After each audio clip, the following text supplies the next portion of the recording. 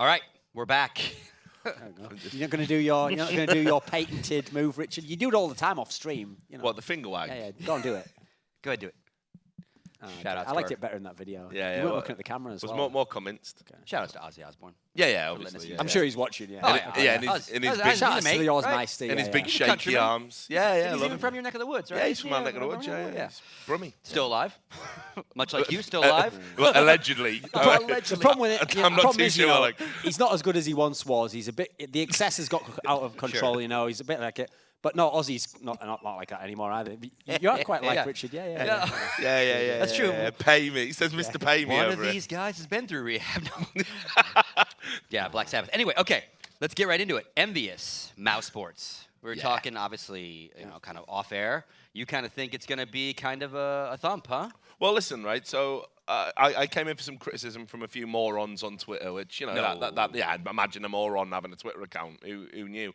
And they were like, because I said yesterday, I'm not going to give Mousesports too much credit for beating Virtus Pro until I see them today, right? Now, if they can beat Envyus, yeah, I'm going to sit up and take notice. Yeah, I'm going to eat humble pie. I've said it all the time. As a pundit, as someone like that, that's what you want. You don't want to be right all the time. It gets super boring and super tedious. You want teams to surprise you. I got bored of that for a while. Started being wrong just to try it intentionally, out. Intentionally just to switch it up, yeah.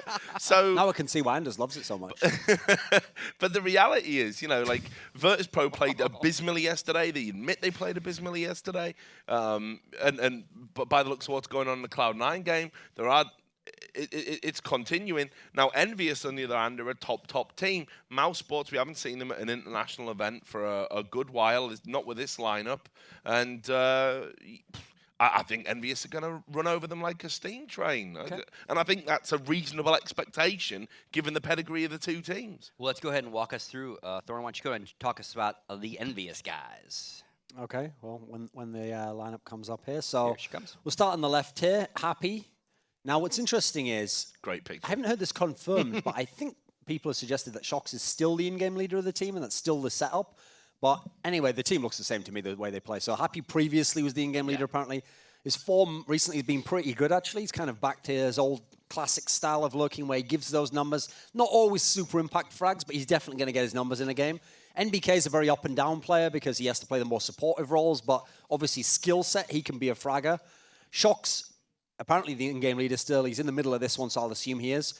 Kind of the star player of the team, actually, at the moment. He's returned, actually, in fact, he might be playing some of his best CS for this lineup, in the LDLC Envy era. And then Kiyoshima, I think he's been, in general, the more kind of stable. He's established himself. He was the young guy coming into this team, the one with the least tenure. Now he's kind of become a star in his own right, I feel. And then the guy on the right-hand side, strangely, in much of his CSGO career, he's been labeled as a support player, but he's more kind of a hit-and-miss fragger. Like, he does have hot halves, and obviously he's this designated sniper for this team, Smiths, and a very old-school player. Yeah. All right, and on the other side of the coin, we've got Mousesports. Let's go ahead and get ready to take a look at them. I think before we actually show the roster, Red Eye, our good man Red Eye, got him finally in front of a camera. He did an interview with Chris J. So he sat down with him yesterday. I'm looking forward to that one. Okay. I mean, we had him when I did the Ace Race Invitational out in Germany in Tate TV's house. We did have, I think, Chris J on the sofa for a little bit there, and it was small event. Yeah, so, small event. But but even there, he was inconsistent. He had some maps where he was brilliant, and then other maps where he was awful. And yesterday, of course, it's got to be said, Chris J. That's the best performance against top opposition. Credit where credit's due, for sure. So again, I'll definitely give him credit where it's due. So yeah, I mean, I'm looking forward to see what he can do against a team like Envyus. Yeah, let's go ahead and walk through the roster, and then we'll catch up with Red Eye and Chris J. Yeah. So go ahead and walk us through this one. Okay, well, obviously, Gobby on the far left there, great guy, one of the true genius tacticians from 1.6. You speak to anyone who played against him in that era, and people will tell you, like, this guy was the mastermind. Like, everybody struggled against him, all the great in-game leaders, and, of course, was part of that, Mousesports team, which, had a tragedy surrounding it, but was flying the flag for Germany for a long time. Next to him, you've got Next. This is the best player in Germany, hands down. Question marks about when he's going to be able to really step up and deliver, but he did it yesterday against Virtus Pro, and he's going to now. So he's proven he can do it against elite level teams. No doubt about that. Now, Spiddy. These are the guys that sort of came in from the Penta lineup. Spitty's a very good sort of rifler, very consistent kind of player. Has had some moments, but hasn't really had that breakout tournament where people are going to sit up and take notice of him yet. Dennis as well sort of came in as part of that deal. Not a player I've had a chance to see play a lot. Not somebody that's really stood out and caught my eye. Chris J, of course, on the far right is that X factor. He's the guy that we talk about so much, and we make jokes about him being an onliner. That's a reputation that's definitely carried him, through his career. But it's got to be said that I don't even think it's a case of that. I think he's just ridiculously inconsistent, in that he's proven yesterday he's got the capability. It's about delivering it consistently and delivering it against the best opponents. And obviously Envyus, that's a tantalizing sort of prospect for him. If he can do it against Envyus, all of a sudden that online label starts to dissolve. So big game, big moment for him. All right, now we're going to hear from Red Eye and Chris J. So go ahead and take it away, Red Eye. Just come off the back of a really big win. Yeah. Many people have looked at that and said, yeah, Virtus Pro, Mousesports, Virtus Pro win that. Yeah, Is that fair? I guess in a best of one, some people on some maps would say that we have quite a good chance sometimes, but a best of three, I guess nearly everybody would say Virtus Pro is way ahead of us.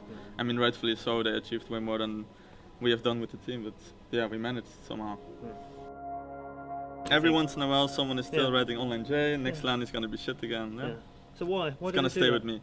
I guess for a long period, I did really play under my level on LANs, and then some online games I excelled really much. Yeah, I felt it was also sometimes because of some bad formats at LANs. Like I was also at first Katowice major, and it was best of ones. Then you play 2 maps, then you're out. I played 2 bad maps, but then you compare online, I played 20 maps and I might play 5 insane maps, 3 bad maps and some average maps, and just on those lands I happened to be bad. That's how I felt about it. I didn't feel like I would be always bad on every land, so. I mean, highlights, I don't know, it's just an ongoing thing. Like, there's not one highlight. It's not like I played Katowice was amazing or anything. I mean, yeah, we qualified to Katowice the first time. That was somewhat of a highlight, but then we played so bad that kind of destroyed it. Could you ever see another game making you as passionate as you are about Counter-Strike? No, not at all at the moment. No, not any big game. Like, I used to play a lot of Quake back in the day, but that's dead. I mean, I feel like I need to really reach something quite soon, else it's gonna be too much at my age. And I might need to pick up some study again or something, I don't know.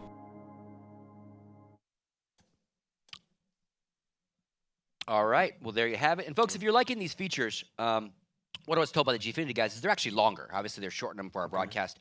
But a lot of these features are extended, and they'll be up on the Gfinity YouTube. So a lot more from Chris J. If you want to see more of Chris J, look on the internet. Yeah. Oh, and Fritz as well. So there's some extended stuff that's going up on their YouTube. So you want to check that out. So again, we're waiting for the vetoes and all that. Yep. So well, there actually, is. let me just say something about him there here, is. because Yeah. the problem with Chris J, okay, is it's actually the problem is he is an onliner by definition. I mean, statistically alone, his online stats are phenomenal. His offline stats aren't. So just pure stats, it's not there. Like this overall KDR here, part of that's online.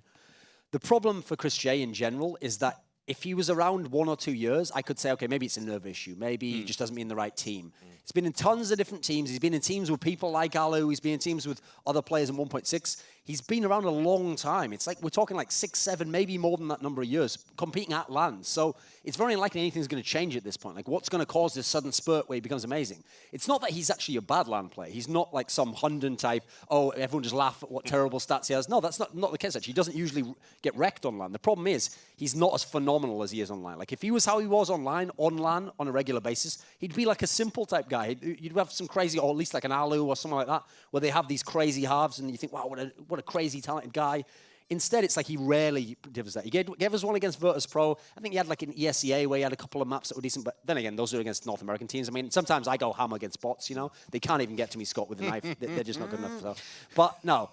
The problem is, yeah, like I say, it's not that he's bad. He's just not as good as he is online, you know. I mean, I always make the analogy, you know, he's sort of like Neo in the Matrix, you know. In the Matrix, Neo is wicked. He's doing like flying kicks. He's like bending around bullets and stuff. But in the real world, when he comes out, it's like muscles are all atrophied. He has to eat that like gruel and try and like work himself up to just be able to do basic stuff. And he looks he also wears like a hat like that to cover his shaved head. So maybe there's a connect. Maybe he feels a kindred spirit. Yeah, and he's got a port in the back. That he's But he's not the one. But no, He's just the onliner. Just to just to play a little bit of devil's advocate to that point. Here's what I will say. One of the things that you do see with players who are nervous, who are emotive, sometimes it is about the in-game leader. Sometimes it is about having that guidance and having somebody that can kind of stop you panicking in those situations. And sometimes if you don't play it, if you are that kind of player and you don't get to play in a team with a good in-game leader, somebody that knows how to deal with your learning style, knows how to deal with your emotions, knows how to keep you calm, keep you leveled, can read your level of performance and maybe not put you in positions. Like, for example,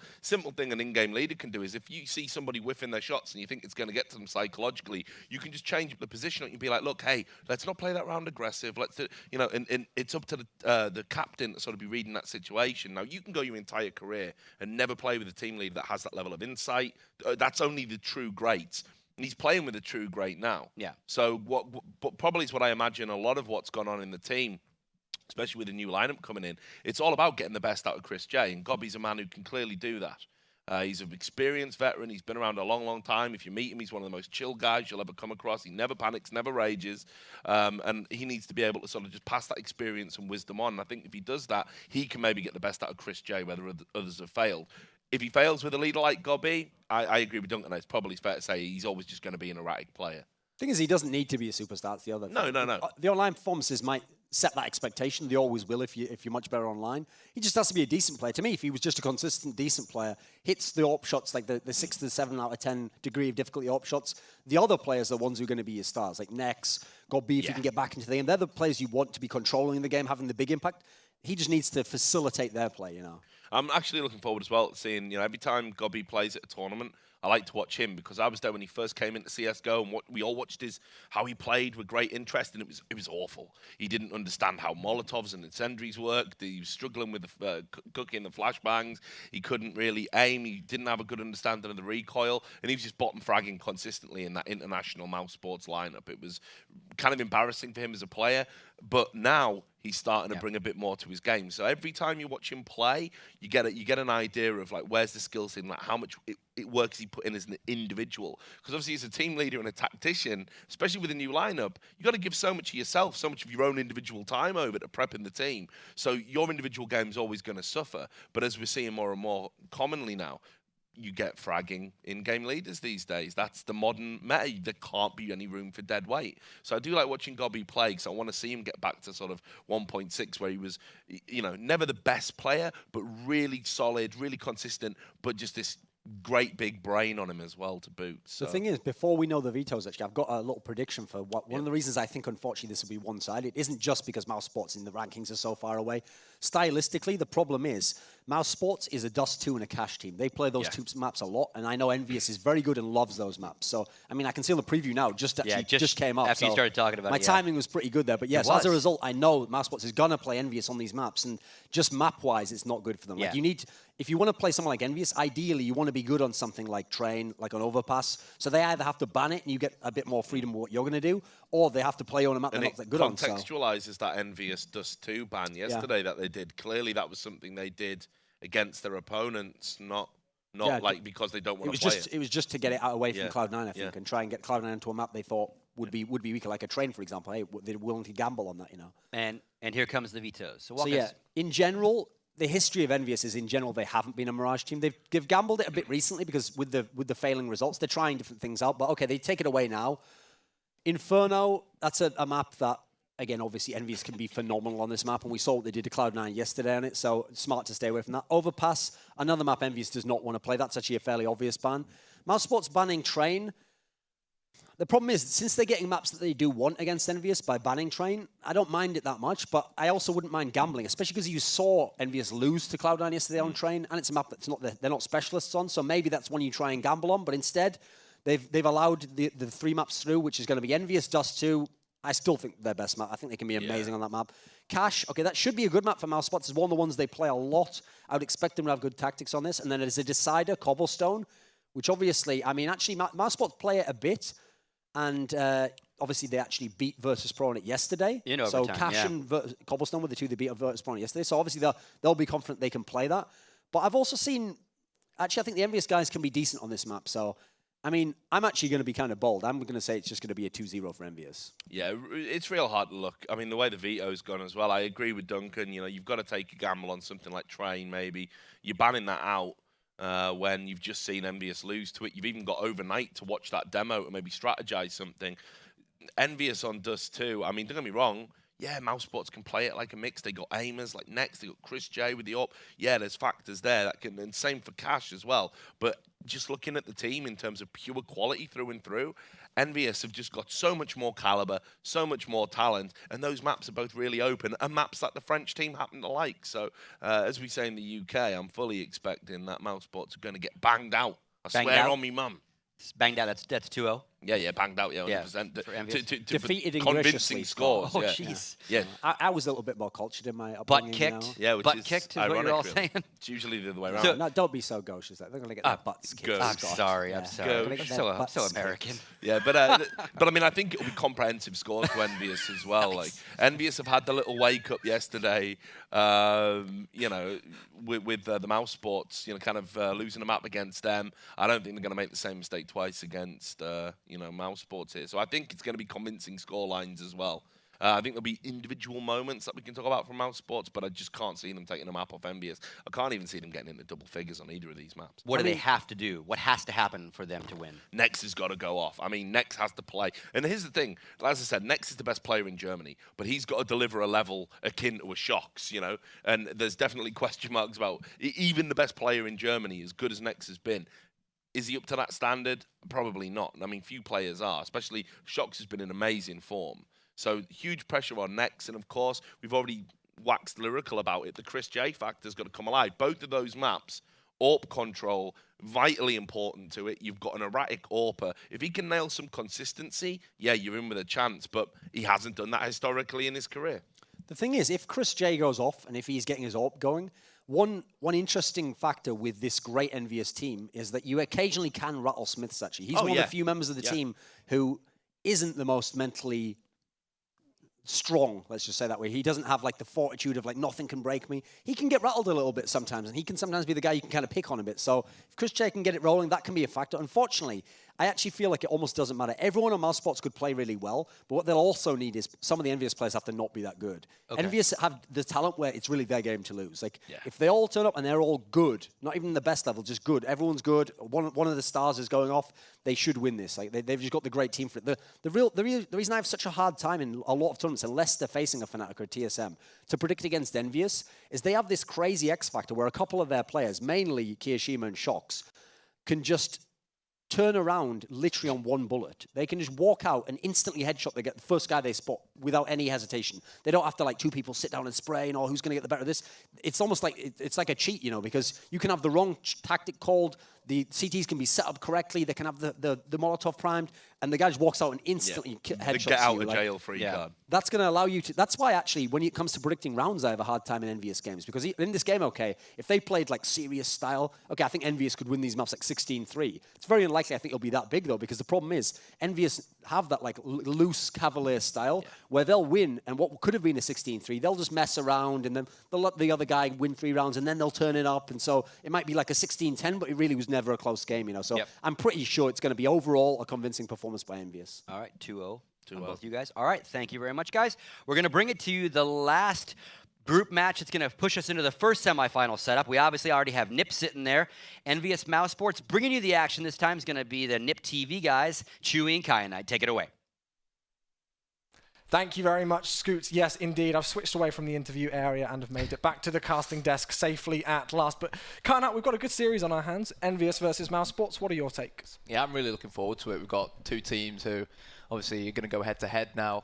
I think the interesting factor is the fact that Mousesports beat Virtus Pro yesterday. So we haven't seen much of this new Mousesports lineup. We're not entirely sure what to expect. But if their online results are anything to go by, particularly with this current map pool, then we're in for one heck of a show. Because if we actually look at this new Mousesports lineup and their recent online results, first map, Dust 2. Mousesports recently beat Na'Vi on Dust 2, who we know are an incredible, not just an incredible side, obviously winning Star Series, but an incredible side on Dust 2 as well. And not only have they also beat Penta on Dust 2, but they've also beat Titan on Dust 2, regardless of whether, you know, Titan have been a little bit off after the AWP nerf. That's something a lot of people have been suggesting.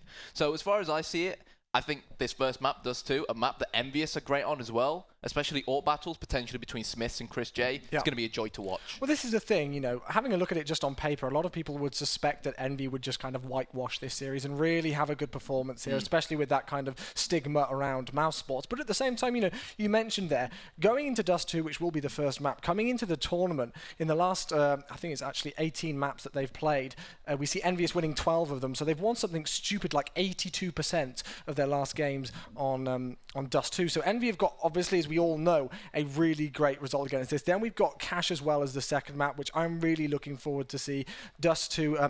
Envy coming in with a 69% win there in their last few games. And, Mousesports coming in with a 66% win rate on those first two maps. So, you know, it's high for both teams. I think, to be quite honest, these maps do favour Envious. What are your takes? Yeah, I think the maps definitely do favour Envious. I don't think just the maps favour Envious. I think the entire matchup favours Envious. You know what I mean? Envious, not only on paper are they a better side, obviously in Counter-Strike anyone can win on the day, but Envious have been together as this lineup for much longer than Mousesports have. I mean, if we think back towards the past few weeks, Mousesports, I mean, the numbers of players that they've had in their lineup coming in and coming out have been ridiculous. Obviously, this is a new lineup. They brought in 3 players from Penta, GoB from 1.6, played for Mousesports as well, their new in-game leader. But just off the top of my head, obviously, Chris J used to play with Alu. Alu went to NIP. Nico, who's recently filled in for Kingwin, Gamers Paradise, he played with Mousesports for a bit. We've also got Legia, Tabson, who are part of the old Mousesports lineup. Like, these guys have been chopping and changing more than half the teams in the UK scene have been doing recently. It's pretty crazy, right, isn't it? Exactly. But if it works out for them, and if Mousesports can come to this event and upset Virtus Pro with a really great performance, I think the scores, it went to overtime in the first map, and then they absolutely demolished Virtus Pro on the second map. So Mousesports feeling good and confident coming into this one. I still, as I said, do favour Team Envyus, especially with these maps. And just very quickly with the veto, just before we go into the first knife round on Dust 2, it really doesn't surprise me, these vetoes that have come in. We see Envy banning out Mirage and Overpass. Overpass, Envy have actually only won 1 of their last 7 games on that map, so they're not coming into this tournament hot and strong on Overpass, so it doesn't really surprise me there, in all honesty. And Mousesports, again, Inferno they banned out. They've only had a 36% win rate, 4 out of their last 11 games on that map they've won. So, you know, the vetoes as a whole don't surprise me. It's not really too much of a shock to see these 3 maps, which we do have, but I'm going to side with Thorin. I'm going to go with a 2-0 victory here for Envious. We're just making sure everything is ready in the server and all the players are happy and good to go. Kanai, any predictions for you on map scores? Well, the way I see it is I think Mousesports need to win on Dust 2. Mousesports are a solid Cash side, but I just think Envious's Cash is still 1 level above Mousesports' Cash at the current moment. Whilst Dust 2, I don't see why not. I don't see why Mousesports potentially couldn't pull off the upset. And if we do end up going to a 3rd map, if we do end up going to Cobblestone, then obviously both teams have a decent Cobblestone, but both teams also don't have a brilliant Cobblestone. So again, it really will be depending on who we pull out of the hat. But anyways, knife round is about to begin. Going back to the veto, not really surprised why Envious removed Mirage. Mirage isn't really a map that Envious are brilliant on, but it is a map actually that Mousesports, especially this new Mousesports lineup, excel on. So yeah, no surprise with the map pull. Jinx for that. There we go. Well, it will be into the knife round, ready to go live with this first game in this Group B match. And of course, whoever does progress through and win this best of 3 series will guarantee themselves a spot in the knockout stages and a semi-final place tomorrow here at the Gfinity Arena in Fulham Broadway. It looks like Mousesports are going to be able to take it. And let's talk about Dust 2 and of course picking the sides on it. It'll be interesting to see what side Mousesports tend to go, because the kind of meta on Dust 2 has been a bit interesting recently, hasn't it? Yeah, historically Dust 2, you think back to CS 1.6 and you think back to CS Source, where you could utilize flashes, like you could flash long from short and then vice versa. Obviously they've added that to CSGO. We haven't really seen teams really implement that, and one of the reasons why they haven't, I've spoken to them and asked them, they said the reason behind that is there's been so many events recently, they haven't had time to really practice and nail down those smokes and flashes. But the fact that if you could get short control and flash your teammates into long and vice versa, that's something teams used to utilize a lot, and it's actually something that contributed to the map back in Source. Being so T-sided. Now in CSGO, you know what they say, the entire game is CT-sided for several reasons, and especially with how the smokes have changed as well, and the introduction of Molotovs and so forth. So Dust 2, as it currently stands, I'd say it's not unusual basically to see teams win the knife round and opt to start on the CT side, but simultaneously some teams do still prefer starting on the T side. Mousesports won our knife round, and well, they want to start on the terrorist side. Well, here we go, ready to go live, as I said, with this Group B match between Team Envyus and Mousesports. Into the pistol round. Take it away, Carnite. Here we go. So 2 Envious players heading towards B and 3 towards long. No one watching mid as Dennis. See you later. That's a great start from Happy. Be over the moon with that one, whilst Spiddy and Chris J just make their way towards lower tunnels. It looks like Mousesports could perhaps be preparing to execute for a mid to B. Gobi has a smoke, but Shox takes a leaf out of the book of Happy. Another great shot from him, and at the moment, it's advantage to Envious. 5 versus 3 with not a single point of health being deducted from the Team Envyus squad so far. We can see that bomb in lower tunnels at the second, and Mousesports still just trying to find some information, but Team Envyus holding strong, just playing that clock down. Shox picks up his second kill of the round. A player gets flashed. That's the third headshot there for Shox. Next falls, and he's got the bomb as well. So Gobi trying to see what damage he can do. He's knocked Smith down to 11 HP, but not a single player falls for Team Envyus. Great start here from the French.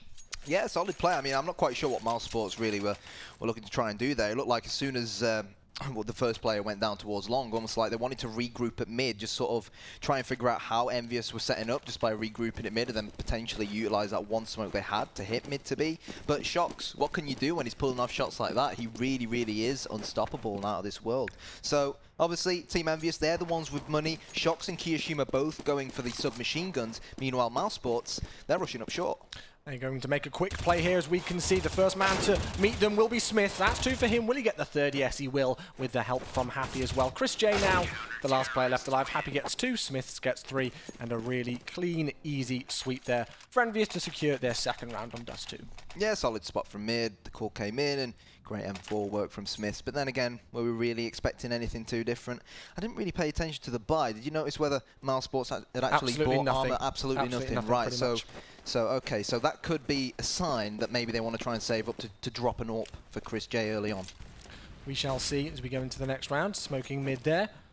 As we can see, Team Envyus still holding on to 2 SMGs here, which isn't too surprising whatsoever. They will be aware that Mousesports should still be on that eco, but Chris J is going to get taken down. Shox in a great position. Will he get the third? He's going to try and spray down, switches over to his pistol and will pick it up, knocked down to only 13 points of health, but really advanced play there, and I like that switch up from Team Envyus, just putting the pressure back on Mousesports straight away. Yeah, Spiddy, he might be able to salvage this FAMAS, but he's got 4 angry French guys running towards him. And one of the guys running towards him was Happy, and he's landed a bullet in between his eyes. So 3-0 to Envyus. They won the pistol round. No upset come the second round, and there it is. The AWP in the hands of Chris J. Chris J, obviously, many people call him Online J. Many people say he hasn't really been able to step it up at offline events. So come on, Chris, you did it against Virtus Pro yesterday. Let's see what you can do now. On the opposing team, it will be Smiths with the AWP in hand, and this is one thing that I absolutely love about this Team Envyus roster, is that they are so dynamic with that AWP. Virtually any player on the squad can pick it up and do some good damage with it. So let's see what Smiths can do here in this AWP battle against that player that you spotted out in Chris J. Let's have a look at this CT setup. Really passive on mid here from Team Envyus. Yeah, very, very passive. Not really wanting to try and control the mid area. Shox, in fact, playing mid very, very passively from the back of the B bomb site. So basically, Team Envyus is saying, Mousesports, you want to go mid to B? Come mid to B, but we're waiting for you on top of the bomb site, and that'll allow them to potentially delay the push using nades and flashes like Shox was using there to allow the guys on A to rotate around towards CT spawn. But Mousesports, they're taking it slow and steady. Smiths, I think, knows what's coming here. He knows that the players are going to potentially be on short. But the question is, are they going to check Happy and Gifnity? Because Smith's being at long, he might act with that AWP. He's a bit of a decoy. And Mousesports, they've got to stay alert here. Well, it looks like it will be an A take as all 5 players from Mousesports get prepared with those smoke grenades to make the execute. The clock is ticking, 33 seconds left on the clock, and there's not been a single kill or any damage dealt so far. So time is ticking here for Mousesports. They've got to make a move. Smiths gets flashed as one player jumps down to CT, and in comes the push from Mousesports. That's a nice opener there from Dennis. Yeah, but Happy still hiding at Gifnity. It's not going to matter anymore. Dennis, the second headshot this round. The bomb will get planted for short as well. MBK rotating him from long, picks up the AWP, but no problem for Chris J. And Team Envyus now 5 versus 2. It's Shox and Kiyoshima all alone, and this retake, I'm sorry, it's not on. Well, those 2 opening headshots from Dennis really secured the round almost just in that moment. Absolutely great, phenomenal work from Mousesports to secure that round win, and you will see them all exit down long now to secure those 5 rifles. Shox and Kiyoshima just looking to see if they can get any exit frags, but none will come their way as they do save those M4s as well, and Mousesports secure their first round on the board. And Mousesports left that to the last moment. A really slow round there in number 4, but they secured it well. It was slow, but it was good because it was actually an issue from Envyus' perspective because they gave Mousesports a short control. It's actually something Envyus back when they were LDLC utilized a DreamHack Winter, where they'd get the short control, especially on their eco rounds with the Tech 9s and the CZ75s, because they were known as LDCZ or something along those lines. As soon as they get a position on towards short, they can then smoke off the entire A bomb site and allow them to sneak the short plant. The short plant, of course, which was introduced a few updates ago. And a lot of teams have actually, they've started abusing that, they've started utilizing that, and it's something Team Envyus need to be careful of. They can't afford to give Mousesports the freedom to drop down those smokes onto the A bomb site and get an easy and cheap plant like that again. Well, once again, it's going to be a rifle setup here for Team Envyus. No AWP this time. NBK playing in this usual position that he loves to play on long, just trying to scout out for information, playing it very close to those doors, but the smoke grenade will stop him, or stop any T's even pushing further. We can see the Mousesports roster now making their way down mid and still trying to scout what information they can find, obviously this mid area being such a crucial part of the map. You can tell Envyus have done their homework. They know Go B likes a slow and progressive approach, and obviously when you have an approach like that, it's very, very... it depends a lot on what the information you can scout out on the T side, which is why Envyus are playing as passive as they are. They don't want to give any information to Mousesports. They want Mousesports to come to them, and then they want to play off that. So here we go. Smoke towards CT spawn. Shox drops one. Happy will boost himself, though, and they are going to be running up B ramp. Happy so close to getting a frag. Gets it in the end. It's 2 versus 3. Nex and Chris J. They've infiltrated the B bomb site, but the bomb is lost on B ramp, but Chris J still hiding. MBK coming into flank. Great kill from Chris J. And now Smith's all by himself around. It looked like Envyus were not going to be able to lose it, but Smiths may very well be able to save the day here. He's not going to peek out. There's 8 seconds left on the clock, but he gets the kill anyway. Bold play from Smiths, taking down Chris J. There was not enough time. And Shox peeking out from the B doors there to look in towards mid just gave the game up there. That was it for Mousesports. You could see that boost that came in from that player in CT spawn.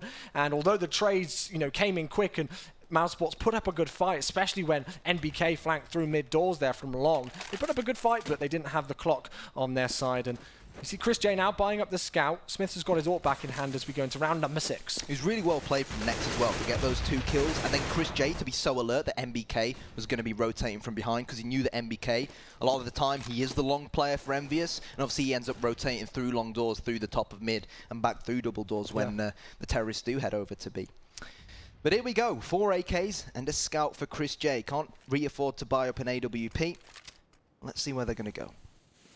2 players on that B-bomb site. Once again, exactly the same setup that we saw, I think, 2 rounds ago, and it will be Shox once again looking through those B doors to try and find any players, but NBK is going to be the man in the initial engagement here, knocked down to only 6 points of health. Spiddy will be the man who has knocked him down, so Smith's in that usual position over towards Car, looking over towards short, but still Carnite. We've got 47 seconds left on the clock.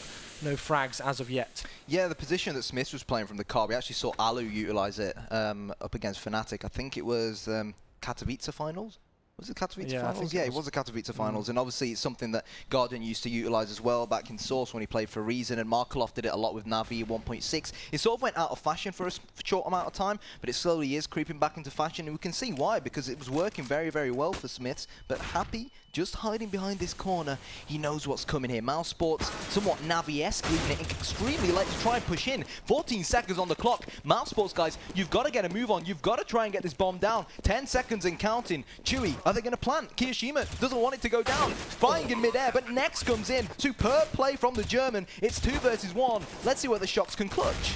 1 versus 2, 33 HP. Both players are flashed as he makes his entrance, but Nex with a lovely headshot. Great execute from Mouse there. And I think that's the second time now that we've seen them push up short so late. And Happy was in the absolutely crucial spot just the other side of the smoke. He saw the bomb get dropped as he picked up that first kill, but couldn't pick up any more. He ran out of ammunition. The frag got traded, and Mousesports made their entrance onto that A-bomb site, planted the bomb, and secured the round.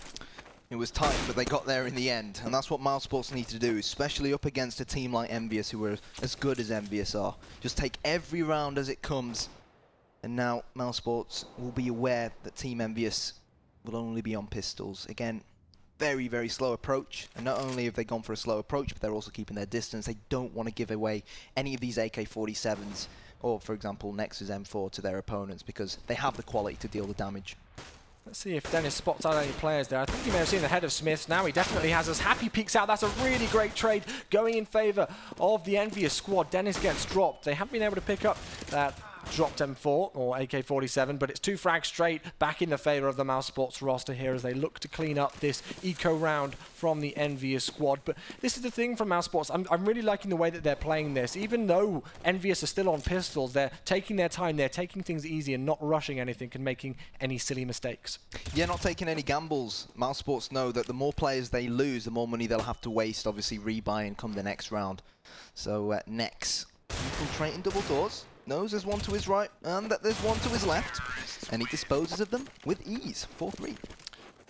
9-4 for Nex, having a good performance so far in these early rounds on the first map of Dust 2 here. And I really hope this match goes, you know, the real distance here on Dust 2, simply because, as we discussed before it went live and the guys behind the Gfinity desk did, this Dust 2's got potential for a really close thriller if there's going to be one. Let's see how good they come. Look at this aggression coming out here on long from Mousesports.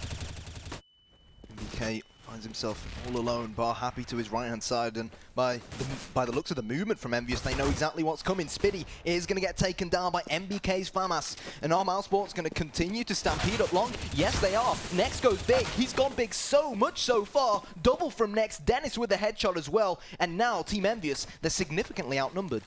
Shox and Kiyoshima in a bit of a tricky situation. They've got to try and rotate. We've got one player in Shox, the man on your screen, making his way through long. He will instantly be met by Nex, who's actually low on 18 HP, but this man's picked up 2 huge frags to enter into the round. He's going to find Shox there, pick up the hat-trick just about before Shox can turn, and, well, Kiyoshima, the round is over and done with as far as it's concerned here for the Envyus squad. He's just going to look for any exit frags that he can find, but Knight will be going into the next round all evened up, 4-4. Yeah, it was really good awareness from Nex as well to know that most likely one of the CTs trying to retake the bomb site was going to be coming from long. So didn't allow Smiths to deal any damage. And now they're just going to slowly but surely creep around Kiyoshima and prevent him from saving that weapon. Let's see what the economy is like here for Team Envyus going into the next round. I don't think it's great whatsoever, so they should be on another eco here. We can see that they will be just down to pistols indeed. We can see a Deagle in the hands of Happy and NBK, and also Kiyoshima as well. P250s elsewhere. Let's see what damage they can do with them. But Mousesports, they've woken up now after Team Envyus looked good after the first few rounds. Wow, nice headshot there from NBK with the 1D. Yeah, there it is. We are starting to see more use of the Desert Eagle. Almost like the CS Source days, almost rolling back the years here in CSGO. It's good to see it get more use. And Smiths, of course, managing to salvage that M4 that Nex stole off them early on. But Mousesports just taking their time. Bomb still in spawn on the back of Chris J with his trustworthy scout. But the problem here, Chewy, is that Shox has pushed tunnels and he's gotten so much information from this. And he could even kill Dennis and pick up his AK. This isn't the first time we've seen Shox do this, and Dennis could be aware of it here. Have a look at how close they are just round the corner. Dennis knows that somebody could have peeked, and we see Kiyoshima there. Now the game is up. Kiyoshima has fallen. MBK's got his second 1v of the round. Dennis takes another kill there onto Shox, so that has opened up the B-bomb site, and in comes a quick rotation. NBK, the man with already 2 kills so far, has got himself on top of that bomb site, but the CTs are completely split up. This should be an easy round here on out for the Mousesports squad. Yeah, fantastic play from Dennis. Checked the corner. Didn't allow Shox to salvage that AK-47 off him. And Mousesports, you can see the smile on GoB's face. You know they're happy with that. And obviously they were only up against the eco, but again, Team Envyus haven't really been able to deal as much damage as you'd expect on their eco rounds, or as we've come to expect in CSGO because of how powerful the pistols are. And this is just allowing Mousesports to continuously build up bank. Chris J finally traded out the scout for the AWP. Let's see where he's going to go with it, and let's see whether Mousesports can make it 6. Yeah, well, Shox has now got that AWP, and he's looking over towards mid after initially making his way over towards that B-bomb site. And Chris J, as obviously you would expect with the AWP on the T side here. Lots of flash grenades and all types of grenades actually raining down over towards the long area. NBK now playing pit. We've seen him play all types of positions over towards those long doors so far in this game, but all quiet on the western front in this next round. So again, no mid control from Team Envyus. They're just playing the mid to beat from one person within B. We saw Shox playing it from the doors earlier on. Now it's going to be Kiyoshima, who's just going to be watching it from the window. And in case Mousesports do push in there, he'll just fall back, just flash out over the wall and wait for the rest of his teammates to rotate in. But here it is again. Short control in the hands of Mousesports. This could very well not just allow them to execute onto A, but execute onto the mid to B as well. I mean, let's imagine they execute onto mid to B. Even if they do decide to push it mid to B, there's only 2 Team Envyus players on the B bomb site, so they'd still significantly outnumber them. And Envyus are going to have to try and shoot through the smoke because they'll have smoked CT spawn to go mid to B, of course.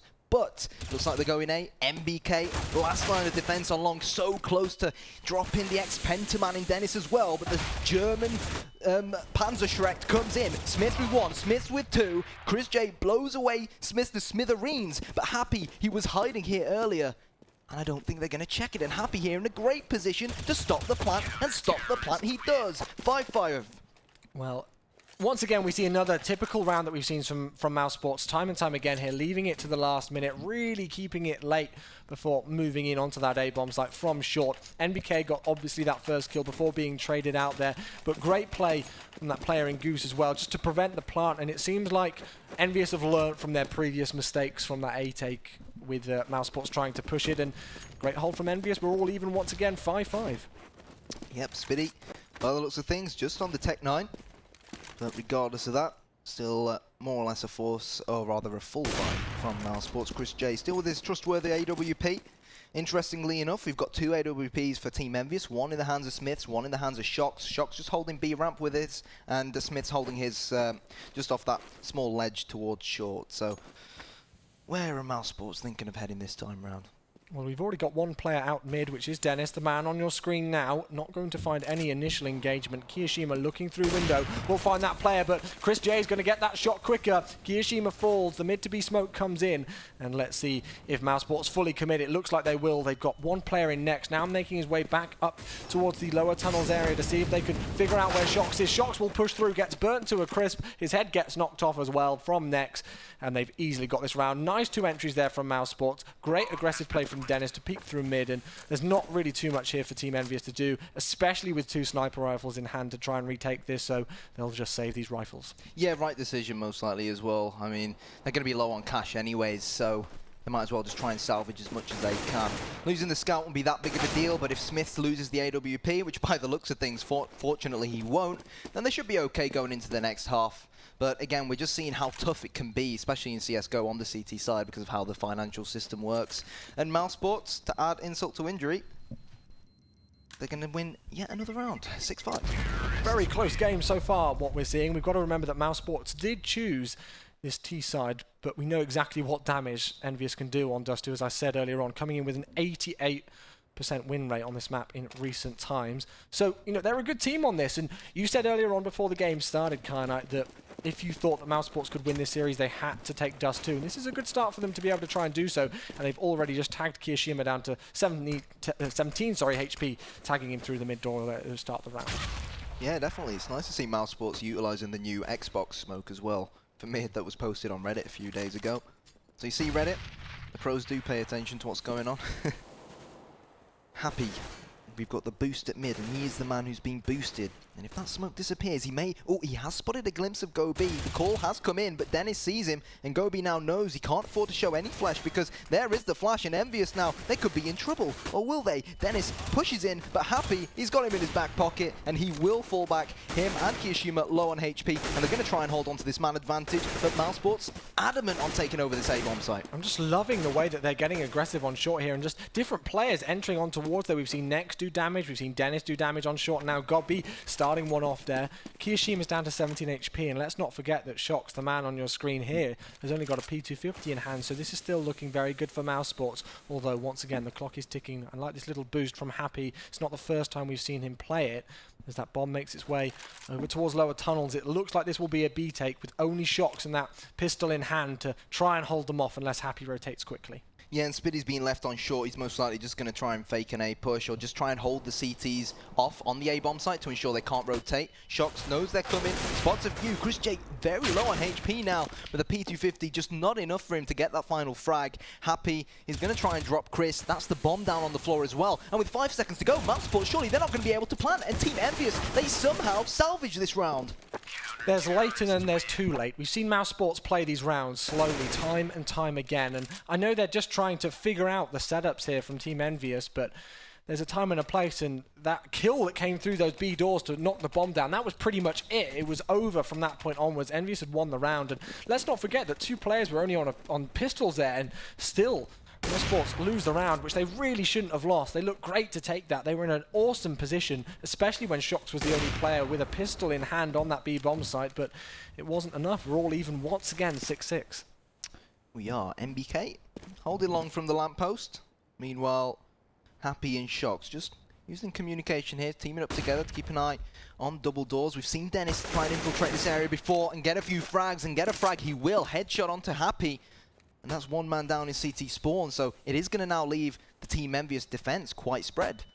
And that's a really key thing on a map like Dust 2, with it being so large and those rotations having to come in from the CT side. If you can just get that early entry frag there and take down 1 player, the CTs have to completely adapt their playstyle and their setups to counter that in whatever way they can. Dennis has been knocked down to 44 HP, but he survived that initial engagement well.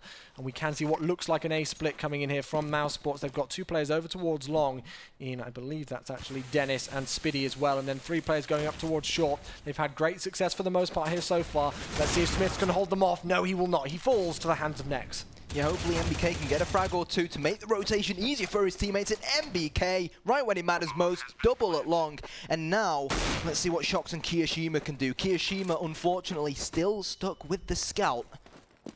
And are they going to try and retake, or are they going to try and save their weapons? By the looks of things, they are going to try and retake. Shox leading the charge from long. Spots Nex in CT spawn. Cannot get the kill, but Gobi here very low on HP. If they can just drop Gobi and get the frag onto the player on shore, they may very well be able to defuse. Flash goes out to CT spawn. Shox has no defuse kit, but MBK watching his teammates back. And Team Envyus, brilliant teamwork from MBK and Shox, and an even better retake of the A-bomb site. Well played, Envyus. So close indeed, but when Shox needs to go clutch, that is exactly what he does. And just look at what it's done here to the Mousesports economy. Overall, not great, and it will force them onto a force buy. We do see 1 rifle coming out in the hands of Next, whose economy was more advanced than the rest of his teammates, but it will be Tech 9s elsewhere and a couple of other pistols. And that was a key round for Mousesports not to lose. And Team Envyus left it very late to push, and they didn't even have kits, and they were still able to defuse it. So credit where it's due.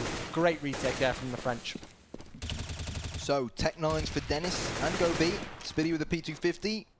Meanwhile, Nex with the AK-47, and Chris J only on a Glock because, of course, he wants to try and salvage as much money as possible so he can buy up the AWP later on.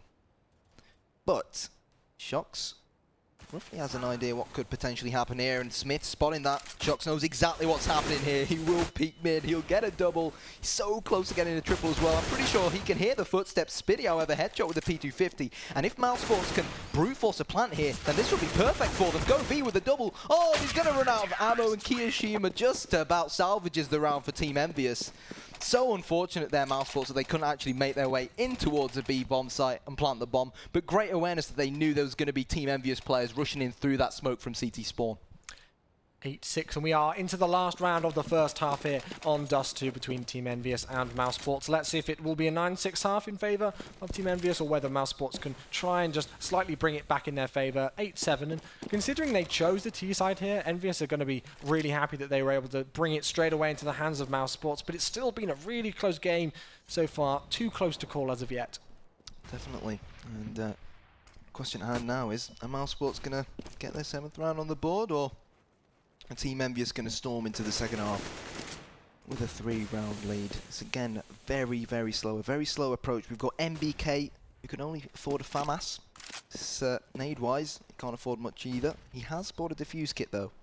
So, Mousesports, is it going to be the mid control again? Are they going to try and push mid to B and try and drop Shox, who has significantly changed his position around here? Gobi, he wasn't prepared for it. Shox with 1, cannot get the trade, and now Nathan knows he's got to push long. He's got to try and get these Mousesports players, as they push through double doors, he's got to get behind them. This boost has come in so well for Happy so far, and once again he utilises it to his advantage, but Dennis tries to get the trades there, not going to go in his favour. It will be Spiddy, the last man left alive. He was in a 1 versus 3, now left in a 1 versus 2. Down goes the smoke grenade to try and give himself some cover to pick up that bomb. He has been able to do so, but Smiths with a lovely 1-tap headshot there will secure the 9th round for Team Envyus. And look at just Nex's score, 17-9, really carrying the way for his squad.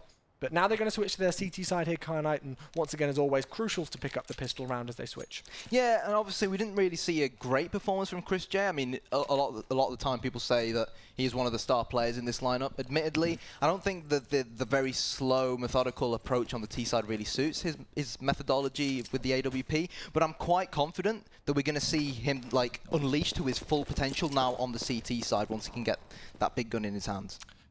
Happy scouting out some information over towards long doors at the start of this round, but won't find much. So teams up with Smiths to see who he can find. And I think they may have actually seen some players there on short. I'm not too sure, but we've seen 3 players from Team Envyus initially make their way down towards that lower tunnel area, and that's where they've dropped the bomb.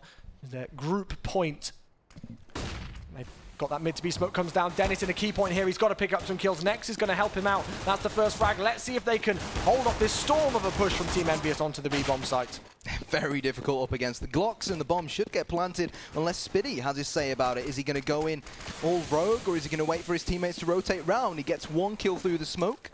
Bomb will get planted, and as things currently stand, this could still very well go either way. No bomb plant just yet. Envyus know the CTs are just outside this bomb site, and there it is. And all they have to do now is just play for time. And I tell you what, if Shox keeps getting headshots like that, then they're going to win this round with ease. He's just crazy with that pistol. That being said, Spiddy does take down Happy, now leaving us in a 2 versus 2. Spiddy, 39 points of health with the USP in hand. Will he find any more? He's got to reload, and Smiths will take him down. So that's 2 out of 2 pistol rounds here for Team Envyus. They are on double figures and just about able to hold on there and win that pistol round at the start of the second half here on Dust 2. Yeah, and that's not really what Mousesports wanted. When it's 9-6,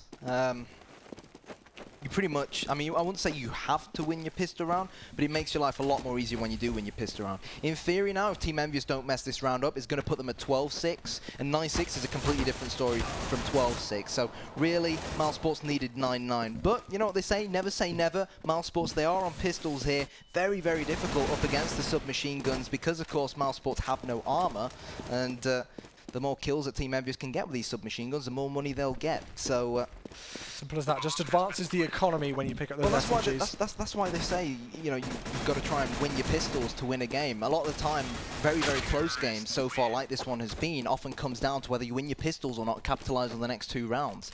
So Mousesports have won both pistols so far. For me, it feels like now that it's been such a close encounter, but let's not forget, the scoreline was 6-6, and it feels like Team Envyus have just kind of sat down and gone, okay, let's put our foot a bit further down on the gas pedal and pump up the volume a bit, you know, and really put ourselves into this game and show the guys at home exactly what we can do. They've taken 5 rounds on the trot since then, looking good. They've got the entry frag onto this B-bomb site. Down goes Dennis. Of course, it is just another eco throwaway round here for Mouse, but the score should be 12-6, leaving Envyus in a very good position to take the map.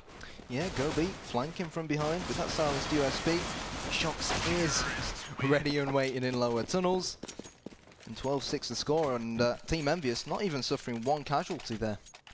Not at all, which again is just going to advance their economy even more so. We can see the scoreboard here. Overall doing well for Team Envyus. Next still leading the way considerably so for the Mousesports squad. But 12-6 is the scoreline as we go into round number 19 here. Did that tag anybody? No, it didn't.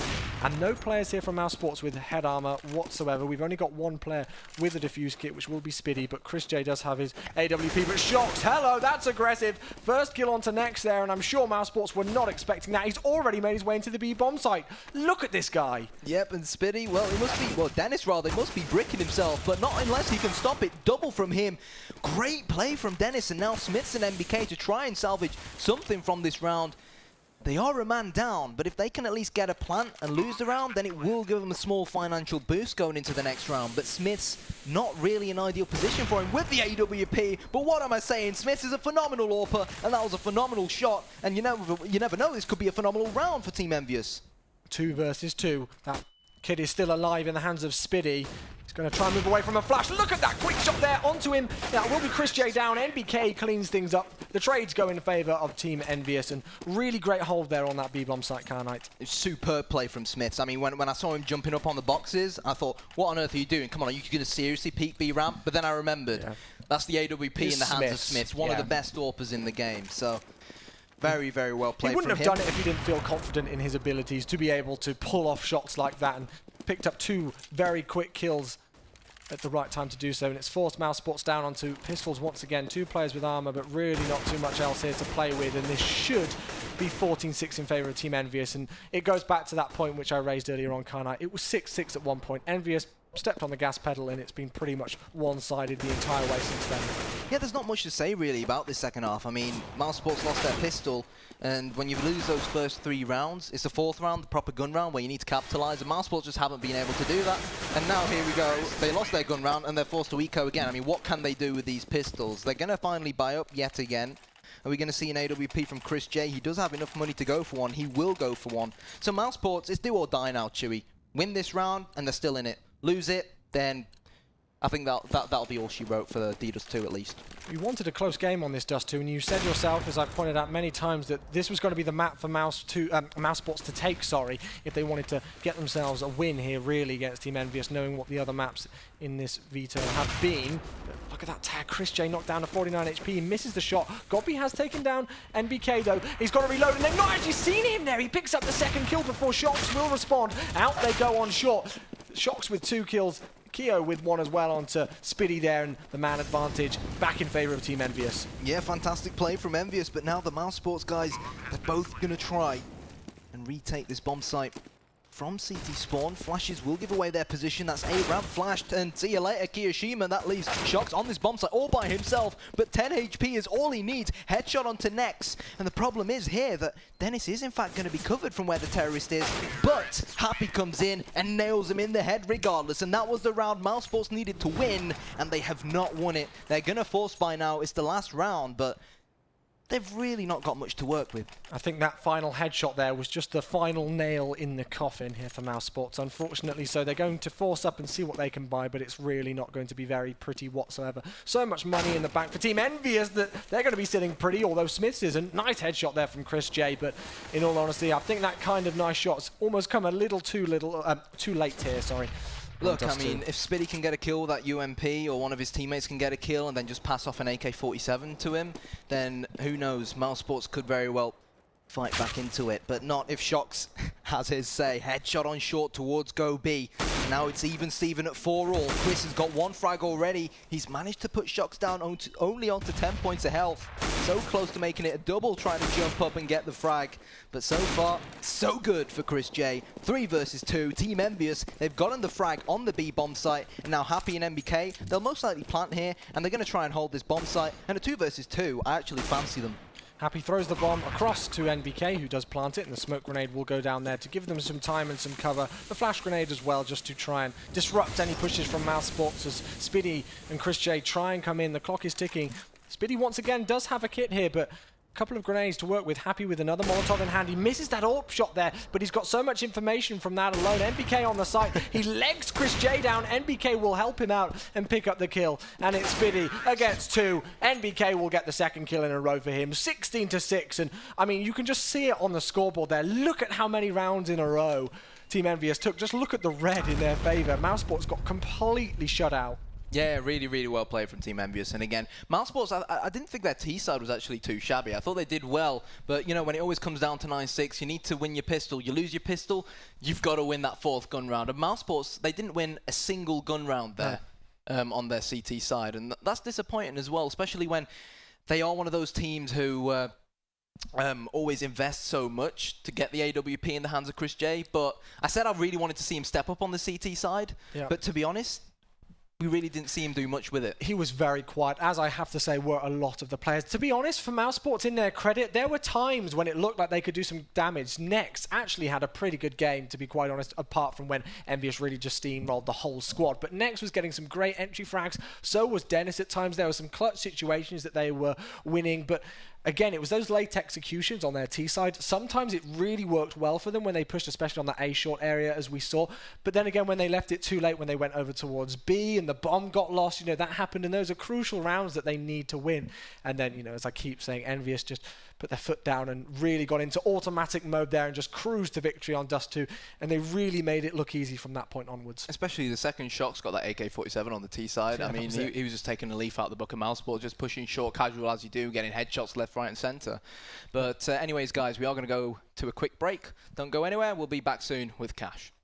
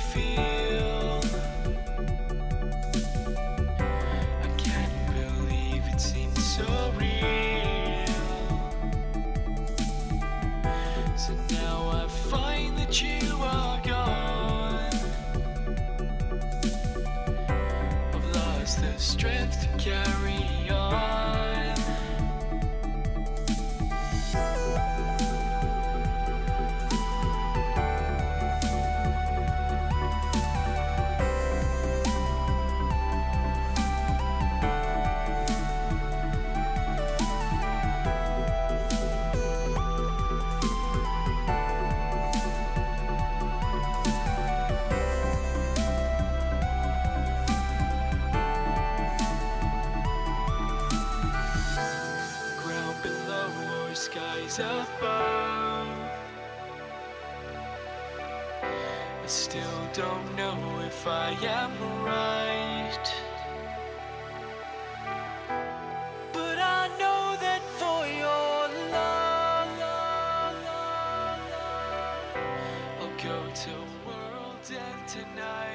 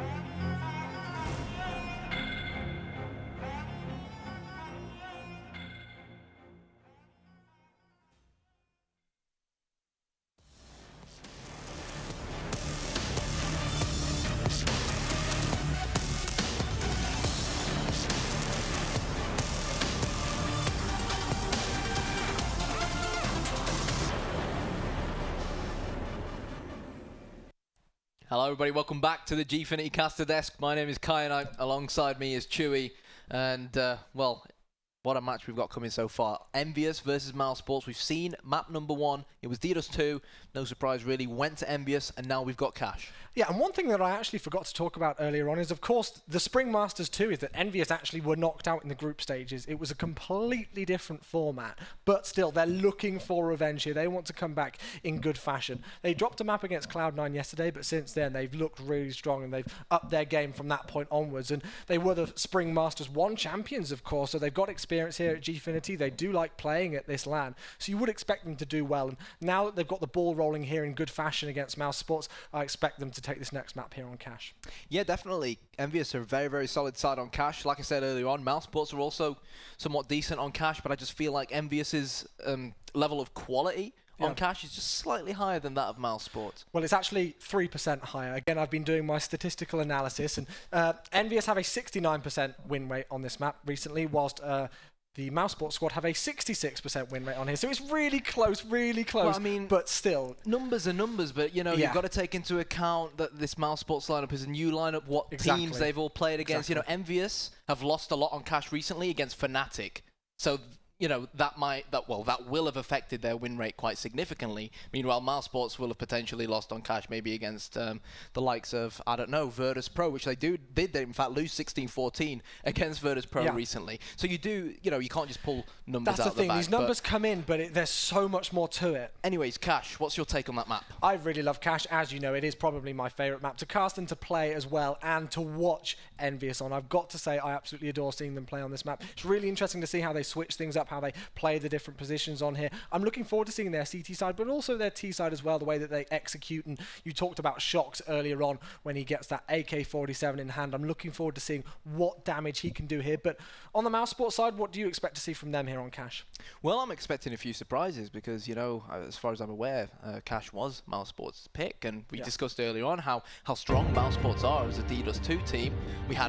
We were expecting quite big things, but then their CT side was incredibly disappointing. So let's see who's going to end up winning the knife round. I mean, if Mousesports can win the knife round and start on the CT side, and Chris J can get the AWP nice and early and not just keep control of mid, but play a dynamic defense. One round, see him controlling mid. One round, see him maybe going aggressive in A main. One round, seeing him going aggressive towards B. Keeping his opponents guessing, then who knows what the outcome might end up being. That's one of the key things, again, on a map like Cash, is just changing those setups. Because in the grand scheme of things, it's actually quite a small map, and there's only so much that you can do. Changing those setups on both the CT and the T side is actually quite crucial, and especially with a role like Chris J, he really needs to step it up here. He was very quiet in that Dust 2 game, so I think those positions, you know, the Z connector in mid, pushing through A main with a pop flash to help him out kind of thing, just to try and get some information and see if they can get those early frags on the CT side will help them out. But we have got the knife round live here, and of course, whoever wins this, you would expect them to go on the CT side.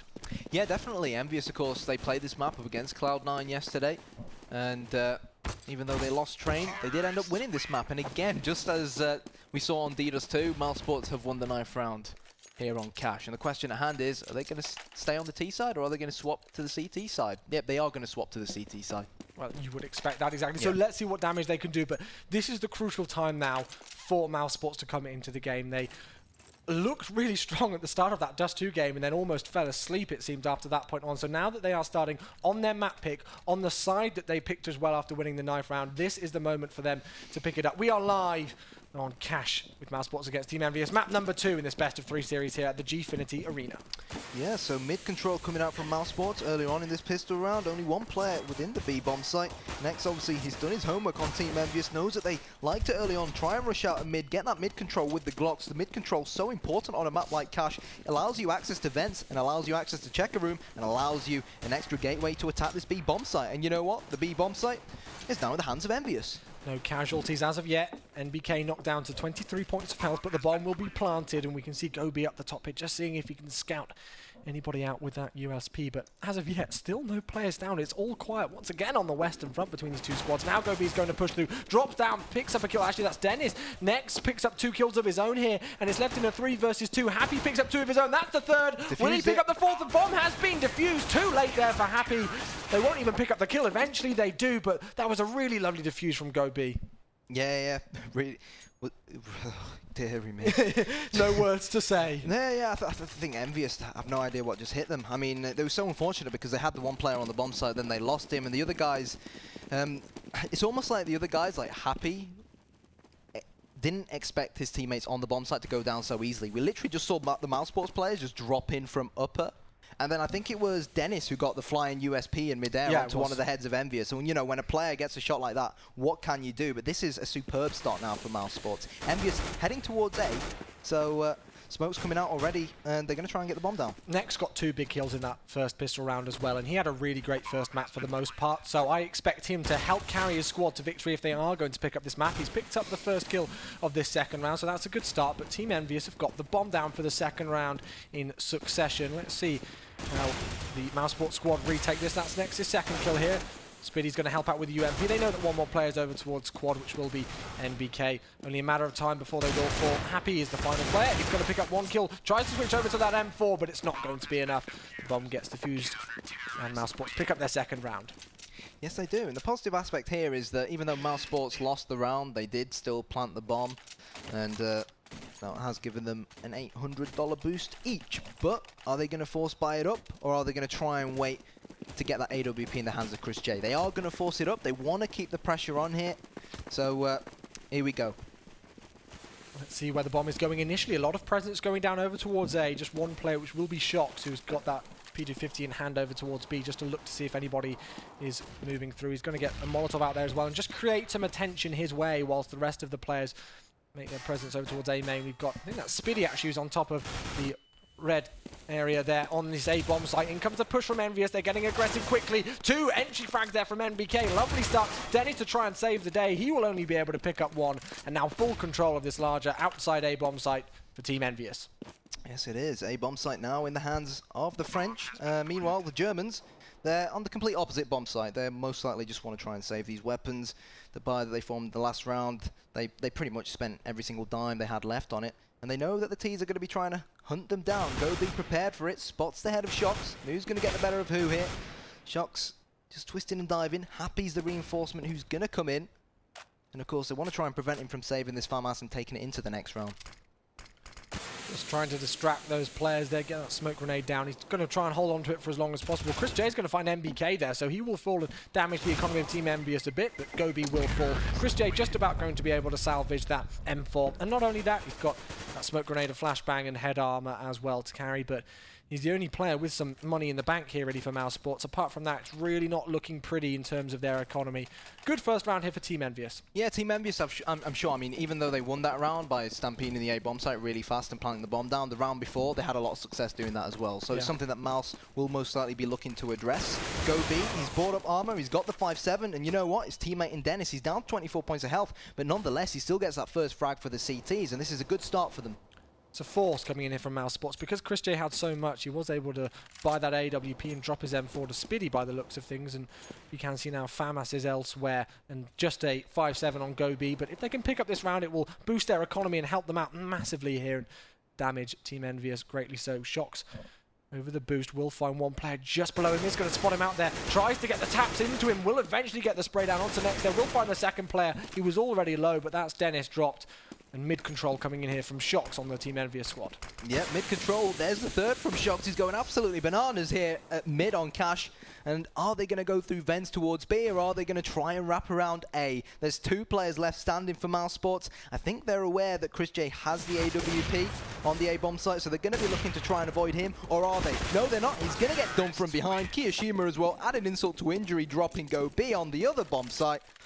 And Team Envyus, they've evened it up at 2-all. The force buy doesn't come in as Mousesports would have liked, so they will be on a full eco now by the looks of things, not really going to invest in too much because they need to save up and make sure that they can get a full setup, knowing that, of course, the CT side is so much more expensive. You've got so much more things to take into account. You've got the diffuse kits, of course, and things like that, which are crucial. Now, if you're going to try and find a player there, missing his initial shot, but he's got some information that that player is on short. Yeah, Mousesports obviously forcing it up the last round.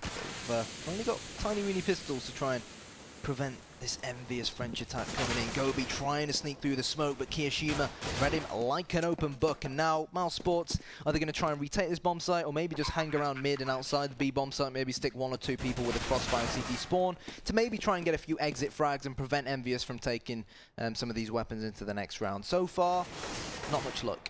Well, it looks like Envyus are more than aware of where these Mouse players are, so if they do exit towards these areas, they're just going to look to kill them in quick succession, and that's exactly what they'll do. No exit frags there for Mousesports. There's a clean sweep for Team Envyus. Lovely stuff indeed from them. They'll get rid of those SMGs and upgrade to the rifles now and expect Mousesports to buy. But again, it's $4,000 across the board, and Mousesports here going for the double save here. They're just going to upgrade their pistols a bit and maybe get a few bits of armor on board, but not too much else.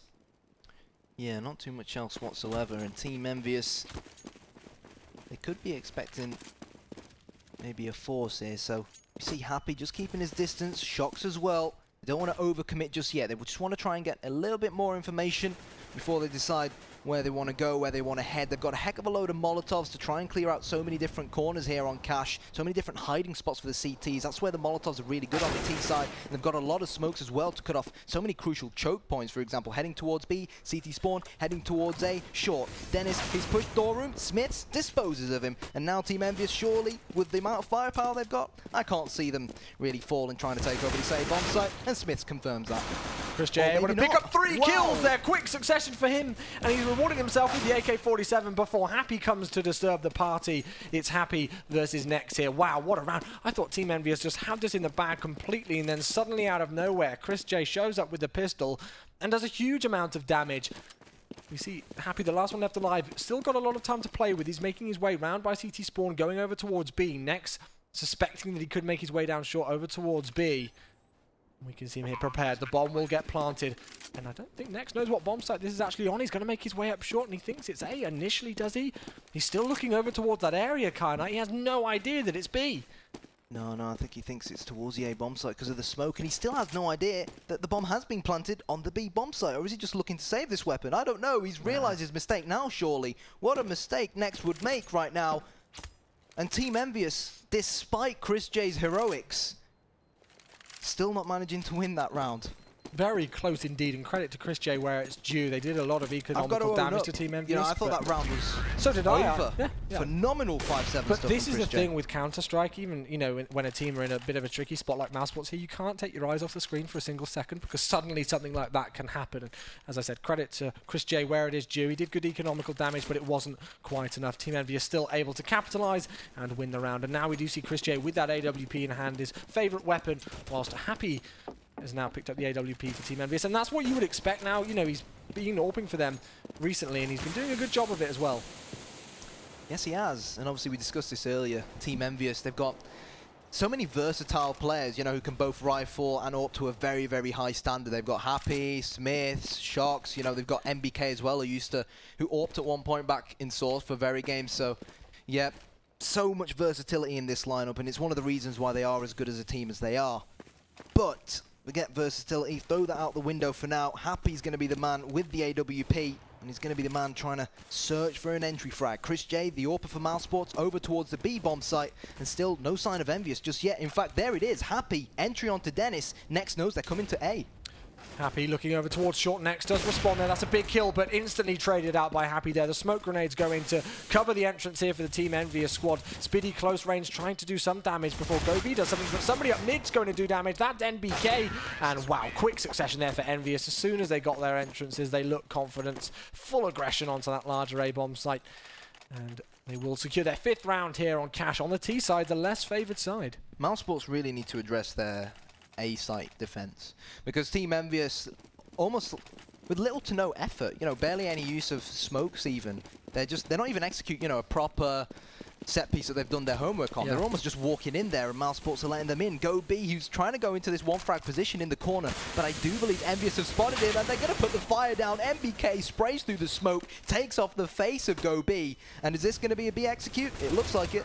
Chris J does take down Shocks as Next takes down MBK as well. This is looking good for Chris J. That's his 2nd kill, and he's also got the bomb. Kiyoshima will fall as Happy, the last one left alive, versus 4. This is better here from Mousesports, looking strong on their B setup. They did get a lot of players over in that area.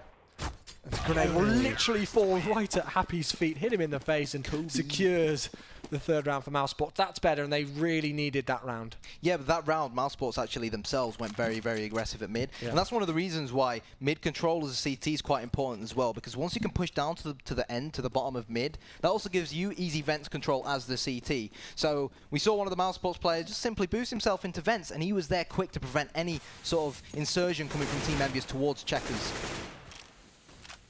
Going into round number 9, Team Envyus still looking good. Initial engagement going in the favour of Chris J once again here. He's not looked too hot, with that AWP, but with the M4 he's doing some good damage so far over towards B. And that will be the opening frag of this 9th round in favour of the German squad. Happy opens the door and tries to find any players over towards Short and Forklift, but no players peeking him as of yet. They know that Happy will be over here. He's played it time and time again. Whilst Team Envyus set up in A main. Dennis, ironically, playing in the MBK position, and Team Envyus just taking their time. Mousesports 2 players on B, 1 player at mid, but they know exactly what's coming now because they were so aggressive towards the B bomb site. Shox infiltrates the bomb site, headshot onto Dennis, but Spitty goes unnoticed, hiding just behind Forklift in the smoke, and the reinforcements, the German reinforcements come in, and they look left and right, try to find the Frenchies, but they're not going to be able to break through. Shox and Happy, they think otherwise. Great play from them too. The 4 versus 2 suddenly turns into a 2 versus 2, and this is doable now for Envyus, especially if they can get a plant, or maybe even one more kill. And there it is. Great Lovely play flash. from Shox. Yeah, lovely flash. It was a bit later than he expected. A couple of sprays did the job. But Happy tries to pick up the final kill. Gobi says no, though. Happy will fall.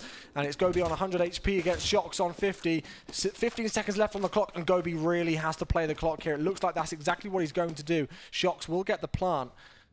And this is another crucial round for Mousesports to try and win. 1 versus 1. Gobi versus Shox here for Mousesports versus Envyus. And Gobi, the X 1.6 man, is going to win the clutch. So, 5-4. Good stuff from Gobi. To be fair, Shox was pretty low on HP as well.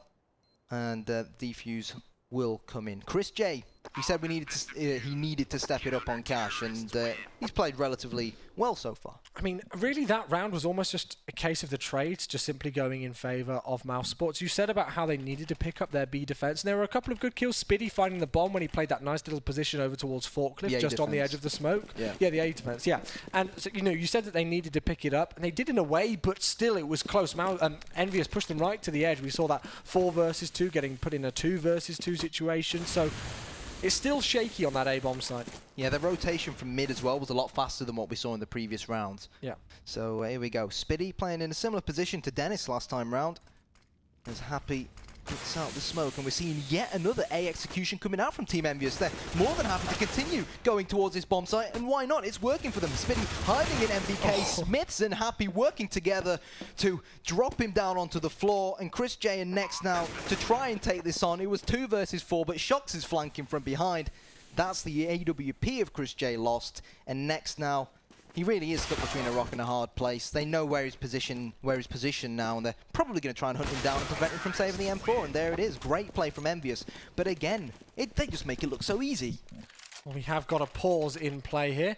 Hopefully it won't be too long. Hopefully it won't be any issues. Maybe this is the time now for Mousesports to discuss some things, because already we see Team Envyus with 6 rounds on the board, which really is more than enough on the T side of Cash. And let's not forget that Mousesports decided to play Cash, and they also picked the CT half there after winning the knife round at the start. So to only have 4 rounds on the board with Envyus on 6 already, it's not sitting pretty as it is. On top of that, their economy is broken. They are going to be down to pistols once again here by the looks of things. Absolutely no money in the bank pretty much whatsoever. So this should be 7-4 easily, putting Team Envyus on the cusp of winning the entire half. And Mousesports need to change something, and they need to change it now. I feel like I'd like to see, in order to counter what we're seeing from Team Envyus, I feel like I'd like to see a little bit more penetration from Mousesports on that A-bomb site. Maybe try and pop flash Chris J into A main when he does have the AWP. Let him go for that early peek. And why not? Just the same way Team Envyus are using offensive smokes to cut off MBK and cut off Short and cut off Truck as well. Yeah. Mousesports should use defensive smokes themselves and use Molotovs as well to prevent Team Envyus being able to push into the A-bomb site the same way they're doing. We've not seen them really reinvent the game on that A-bomb site, and especially after Team Envyus are just able to figure out their positions and push through aggressively. We saw they did that standard A take in that last round, but it was just so aggressive with it. They didn't hold back whatsoever. They knew the likely positions from Mousesports. So I completely agree with you. They definitely need to change something up. And we haven't seen Chris J being pop flashed into A main yet. They've not really, as I said, reinvented the wheel so far on their A play on the CT side. So I would like to see them do something different, or just, it'll be interesting to see how they play this eco. I would like them maybe to just see them push B Toxic here and try and get some information there and push through and just see what damage they can do with the pistols and do some economical damage. But it's already a long road to climb. I know they're only 2 rounds behind, but in the grand scheme of things, Team Envyus are looking very good so far on Cash. As well, like every time they execute onto that A-bomb site, I believe it's always Happy is going towards the door. Put one person just parallel to the door, on the upper area. Maybe put 3 players on A to prevent the push that continuously keeps on coming from Envyus, and have them boost, similar to what like Ninjas in Pajamas do and a few other teams do, where I think it's Exist who stands on top of, I don't know which NIP player it is, and then just peeks over the red container and tries to get a few entry frags onto main. Because if they can just get like 1 or 2 trades, and then maybe leave it 3 versus 2 in their favor and allow the rest of their teammates to rotate over from B, like full on HP to try and retake the bomb site,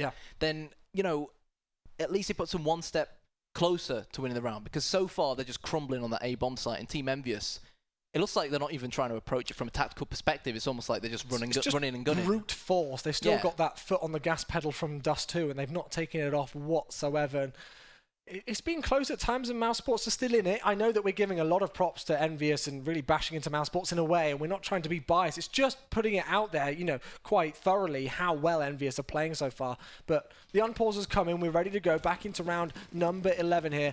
Mousesports, this is going to be a throwaway round for them. They have not bought a single thing. 5 USPs will be the name of the game, and NBK is going for a shotgun. I like it. Yeah, money, money, money. So funny in MBK's world, especially if he ends up getting a few sword-off kills. I never thought I'd hear you sing ABBA during a cast. Well, you know, there's a first time for everything. So, yeah. Here we go. There's the upper boost from Nex. I mean, he's got a silence USP now. I'm not sure how much damage he's going to be able to do with it. They know, they've realized from the last few rounds that sometimes they do play someone on MBK. Hence the Molotov's going towards there. But so far, Dennis with one. MBK jumping left, right, gets the flying headshot with the shotgun. And all Chris J and Gobi can hope to do here is maybe try and get a few exit frags, or maybe just try and, for the sake of it, even if they don't salvage a weapon, even if they get a frag and die, just force one of these Envyus players to have to rebuy. Well, Chris J, only with that USB in hand, will be spotted. MBK gets the assist, and he almost looks up at Kirishima like, oh, you nicked my kill, mate. But 7th round for Team Envyus. Good stuff from them, and still the Mousesports economy is not pretty. And this is one thing that you have to keep in check on your CT side. We really can't emphasize it enough. The economy is so important on your CT side.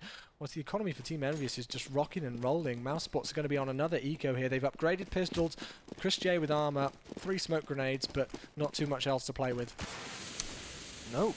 Meanwhile, Team Envyus' bank is just completely inversely proportional to that of Mousesports. Just keeps growing and growing, and Team Envyus looks like they're going to go for the mid control boost. They're going to leave it a little bit late. We'll probably see Shocks and Smiths push it together. Good stuff from Shocks. He's watching the door area to make sure no Mousesport players go a little bit too aggressive there. That smoke will have been called, and Shocks now knows there is going to be someone at the white box. Shocks comes in. Smiths commits suicide somehow, jumping down from the floor. Next left him low on HP, and it's now 4 versus 4. And Mousesports, they've only got pistols, but hey, Smiths is gone. What can they do? That grenade does a heck of a lot of damage onto those players in short. Dennis down to only 7 points of health there. Kyo slightly tagged up, but it's still looking good for Team Envyus, and they're making their entrance known over towards the smaller B-bomb site. They'll make their way through as we've got 3 players from CT.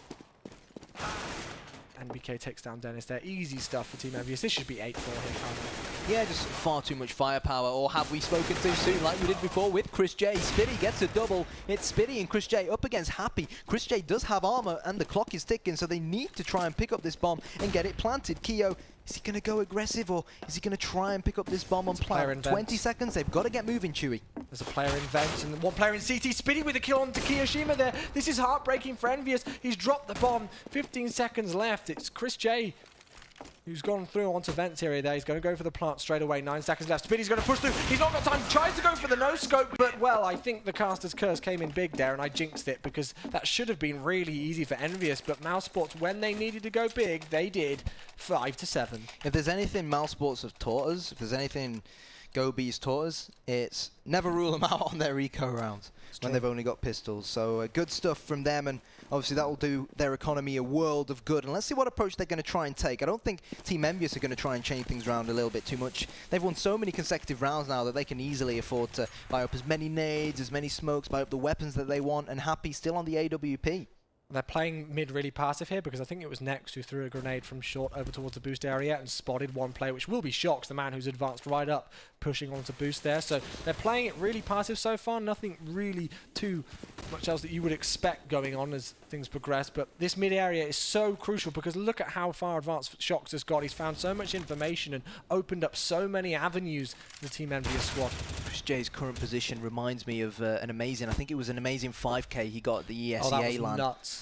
Can he do it again? He knows that there's going to be some teasing checkers. No, he doesn't. MBK is going to nail him in the head, and that's Chris J's AWP down. It hits the floor. Happy with the headshot as well, showing Chris J how to really use that big green gun. Dennis, however, on the rotation, and Mousesports, they can't afford to keep buying that gun and losing it with ease. They've got to get trades with it.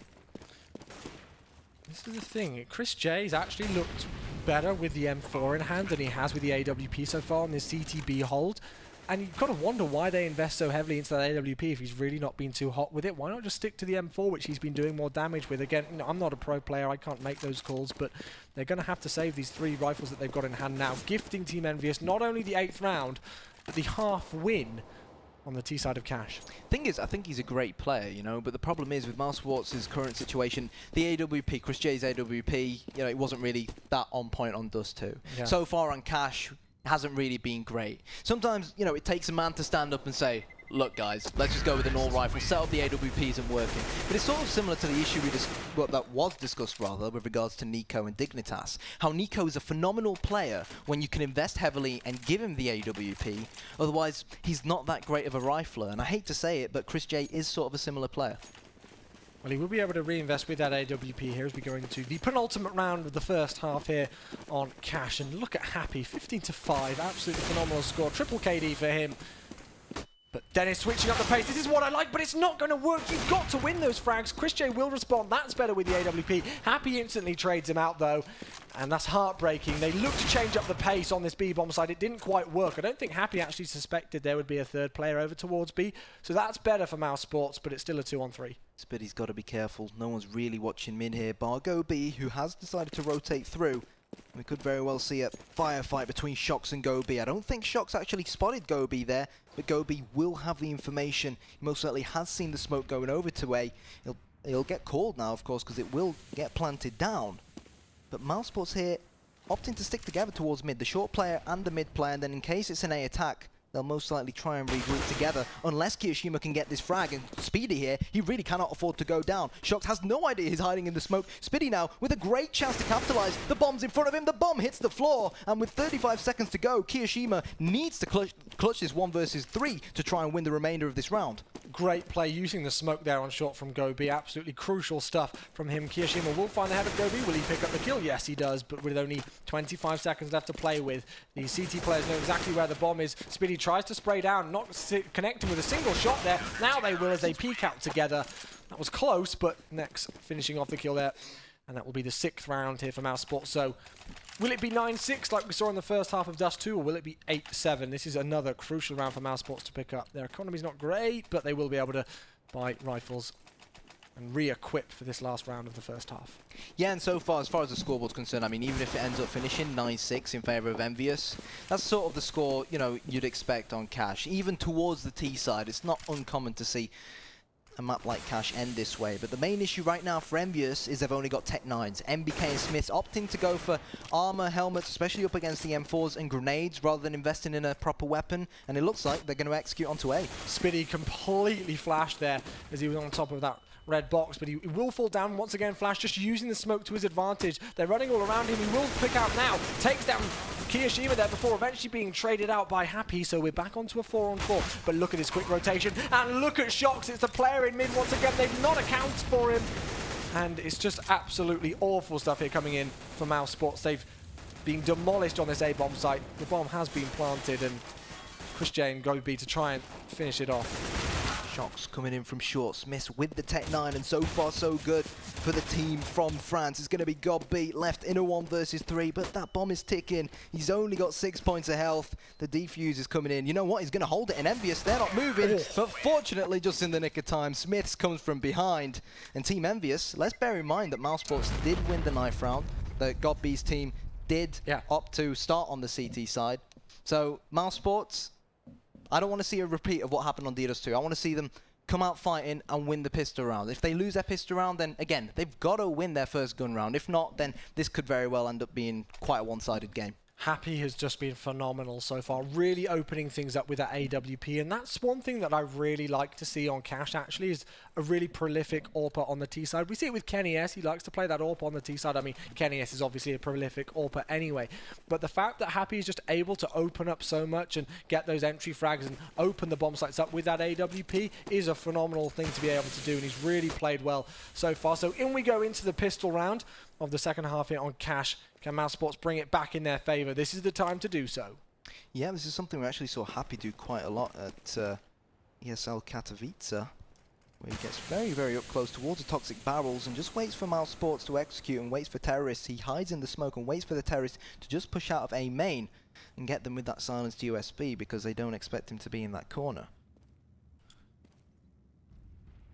By the looks of things, Mousesports are going to be heading towards A. Happy's now been boosted above, and the question at hand is, are Mousesports going to check it? Next gets the opening frag there. Smiths will fall. Happy tries to respond. 2 fully flash players. So much damage coming in. There's a team kill. Chris J takes down Next, but the player advantage goes heavily in favor of the Mousesports squad here. Kiyoshima and Shox to try and save the day. They have got armor, but they haven't got kits, and Shox has been spotted.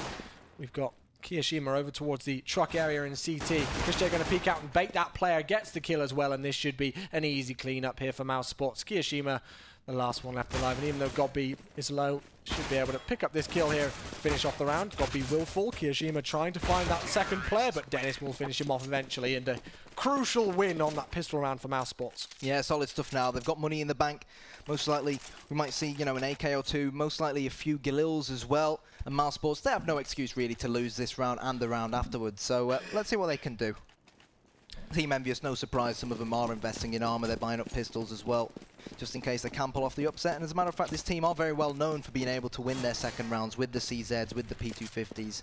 And both Kiyoshima and Happy using the Desert Eagles this time. Yeah, we saw NBK going huge with the 1Deegs earlier on Dust 2, but deciding to go for the CZ75 this time. Kiyoshima will fall to the hands of Spiddy, though, to start things off, as he looks to see if any players will push through aggressively. And this is nice. I actually like the setup here coming in from Mousesports so far. They've got great mid-control, but, well, hello, Smiths. Nice shot.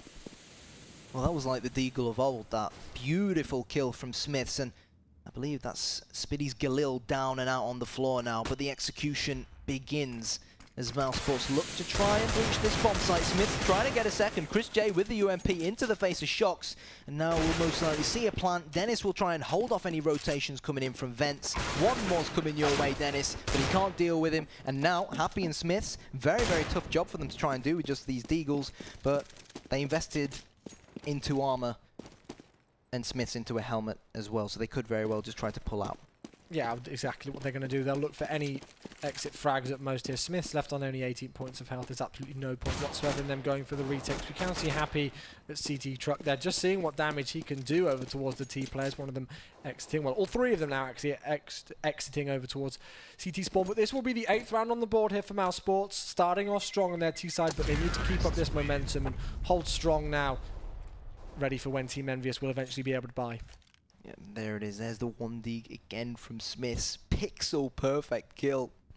Great stuff. And there it is. Team Envyus. So strong on their pistols, but not strong enough to win that round up against the AKs and the UMPs of Mousesports, of the Germans. And to no surprise here, we've got Kiyoshima, Shox, and MBK. They've not really bought anything, bar Shox, who's gone for a P250. And Smiths and Happy still on the same stuff they saved from the previous round. Not too much throwaway round, as some people would call it, really, here for Team Envyus. Stacking a lot of players over towards A. Seems to be a good gamble, as Next made his way up short to try and find one information. Headshot into NBK to start things off here in round number 18. Happy will fall as well, and it should be easy. We should be all even 9-9 when Team Envyus will eventually be able to buy up here. But this is what's really going to interest me here, Kyanite, when we see Team Envyus get those rifles, and to see where that AWP is going to play on their CT side and exactly how the setup will be, because that's the crunch time for Mousesports. Yeah, definitely. And again, it'd be interesting to see who ends up being that AWP player. I think yesterday we saw, sometimes we saw glimpses of Shox using it on this map, on the CT side, and sometimes we saw glimpses of Happy utilising it as well. But Team Envyus, they don't want to use an AWP, Chewy. They're going in with the all-rifle setup. I don't think any players got head armor as well, and I'm not too sure. I don't think any players actually got a kit on their side as well. We will see, though. Yep, nobody with a kit, nobody with head armor. 5 M4A1s will be the name of the game here for the French of Team Envyus. Let's have a look at their setup. It's just a kind of standard setup here. We've got that boost that you were talking about, Happy over the top of the red box there, just looking towards A main. It can be really, really effective most of the time. And a lot of the time, like, instead of putting a defensive smoke down, if you put someone who's boosted behind that red container, you can often get a cheeky little frag and tilt the game in your favor, or the round rather in your favor. So let's see if it's going to work out for them. So far, Mousesports, just as we saw from them on DDoS 2, they like to take it slow and methodical. They like to take their time. And we're seeing a very similar approach here as well. We can see that Shox actually working over towards mid initially. He's going to hear those players come through. Picks up the initial kill there onto Chris J. Will he find the second? Yes, he will. 2 headshots in a row for the man who always does well when he needs to. He's going to flash his way out into mid as well. Feeling confident. We'll see that Vents has been broken. Will he find the hat trick? Yes, he will. That's Spitty down. Let's see if he can get the quad. No, Gobby disturbs the party. Knocked down to 34 points of health, but still really great mid-hold there from Shox. Yeah, good stuff. And now Gobby and Dennis outnumbered, and they know that Dennis is within this door area. Dennis knows MBK was playing in the position named after him, of course, because he kept closing the door. And now all they've got to do is dispose of the final Mousesports player, and dispose of him with ease they will. So good, solid start from Envyus. They did what Mousesports couldn't after losing their pistol, of course, on DDoS 2, and they've won the first gun round. See, now, just having a quick look at those player booths actually really kind of told a lot. You can see Happy, and I think it was Shox, actually having a laugh. You know, they looked like they were chilling, happy with their situation, whilst Gobby on the Mousesport side, you know, was using his hands and really getting quite emotive and telling his players what they needed to do. This is serious crunch time for them. Team Envyus are only 6 rounds away from winning the map and winning the match and advancing through to the semi-final stages here. So, Team Envyus reusing that boost, because Mousesports, you haven't seen it used before, but once it does get uncovered, most of the time you do see teams trying to change it around then on. Similar spot to that spot towards the left of where Smith was shooting as well, over towards the B bomb site. If you can get there before the T's have a good spawn to spot you getting there, then a lot of the time you'd be surprised, even at this very, very high professional level, how many terrorists rushing into the B bomb site often forget to check to the right and left as they push into the B bomb site. After Shox played an aggressive setup on mid in that last round, they've actually played it really defensive here. And have a look at this setup. Shox has actually got so much information here at A main. But yeah, he could be. But the rotation, the 4-man rotation, the really great over-rotate potentially for Team Envyus here. Is it going to work in their favor, though? We will see. This has been a pretty crazy round, and we've not even seen any damage dealt yet. Shox has gone so aggressive. He's gotten so much information, both for himself and the rest of his team. And that's why Team Envyus, there's 4 of them trying to defend this B bomb site. And I have no doubt, surely they'll be able to hold it. There's 4 of them, for goodness sake. But no, Chris J has other ideas. Spitty burns Kiyoshima to the ground. He barbecues him, he fries him. But Happy, hiding in the smoke, says, anything you can do, I can do better. Come at me, bros, take me on. But the round, even though Shox got so much information there, still, Team Envyus, a 4-man Team Envyus hold of the B bomb site, still not enough to stop the push coming in, and you can see what it means to go B. Yeah, he's exactly. I think that's the kind of mentality that I'd want, or emotive style that I want from an in-game leader, really kind of pumping you up, getting you motivated with it, and that was another crucial round for Mousesports to take. We are all even. 10-10 is your score, as Team Envyus will be on another. Well, this is a deco, and I know you've not used that term for a while, and nor have many people, because it's just kind of gone out of fashion, but 3 Deagles will be the name of the game here for Team Envyus. It will be. Can Smiths get another 1 Deag? Fingers crossed you'll be able to, but Mouse just not rushing into anything. Spitty seems a little bit agitated. Smiths went for it there again. And the thing is here, they know exactly on his position. They're going to flash him, try and nade him out. And Mousesports just waiting to see whether this Team Envyus side will get a little bit agitated and maybe go a little bit too aggressive and fall into their trap. Clock ticking down, no frags as of yet. Good mid-control coming in from Shox, trying to see what information he can find, but not going to find too much as of yet. Just jumping over the top of that box on short to see if he sees any players coming from Team Main, but it looks like this will be another committal towards this smaller B bomb site here for Mousesports. In they go. Kiyoshima finds one, backs away after not connecting with that.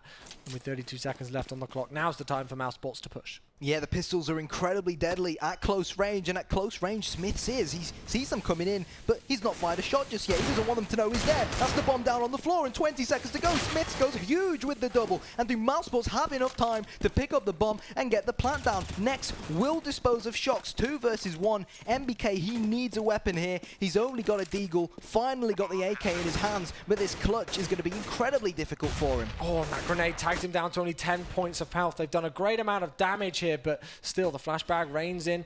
Will it pick up any information for the T players? They do not want to peek out here, and I do not blame them with MBK on the other end of that AK-47, but MBK does not have a kit. He's got to push in, and he's got to push in soon next. And Spitty are more than happy just to camp this one out and sit there and not do anything.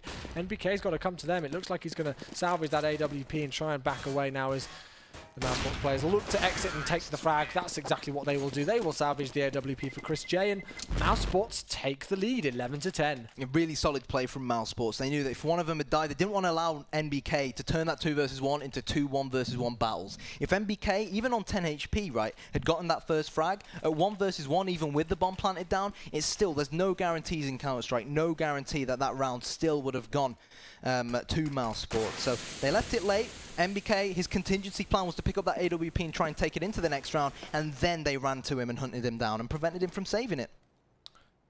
Let's see if Mousesports can extend their lead here. They're looking good on cash. They didn't have the best first half, but credit to them. They have pulled it back in their favour and done so well. Let's see if they can continue that form. We've got Dennis here pushing out aggressively, initially through the door, just seeing what information he can find. He hasn't peeked out yet, and still that boost from Happy and NBK hasn't been spotted yet, so they're just going to reuse it, and it's a great one to keep reusing until it gets caught, as you talked about a little earlier on. Yeah, this is Team Envyus changing it around at mid as well. Shock's just playing up close and personal here, underneath the boost. If anyone gets boosted, I'm sure he'll be there and ready to pounce on them.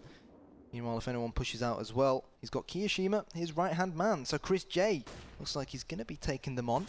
Question is he going to spot anything? Kiyoshima, well, he's definitely spotted God B there. The boost is going to come in. Chris J more than aware of it coming in, but the Tech 9 not strong enough to deal with Shox' M4. Next comes in with the double, and suddenly, when it looked like it was tilting in Envyus' favour, Mousesports, they turn it around. It's 3-on-3. Well, they're going towards that smaller B-bomb site once again here. It's going to be Smiths to try and halt the push as they come in with only 23 seconds left on the clock. He's really got to try and delay them, and it looks like that's exactly what he's going to be able to do with the help of his teammates now who have rotated. Count that out as Next picks up his 3rd kill before dropping, and it's Happy in a 1 versus 2 here. There's only 10 seconds left on the clock.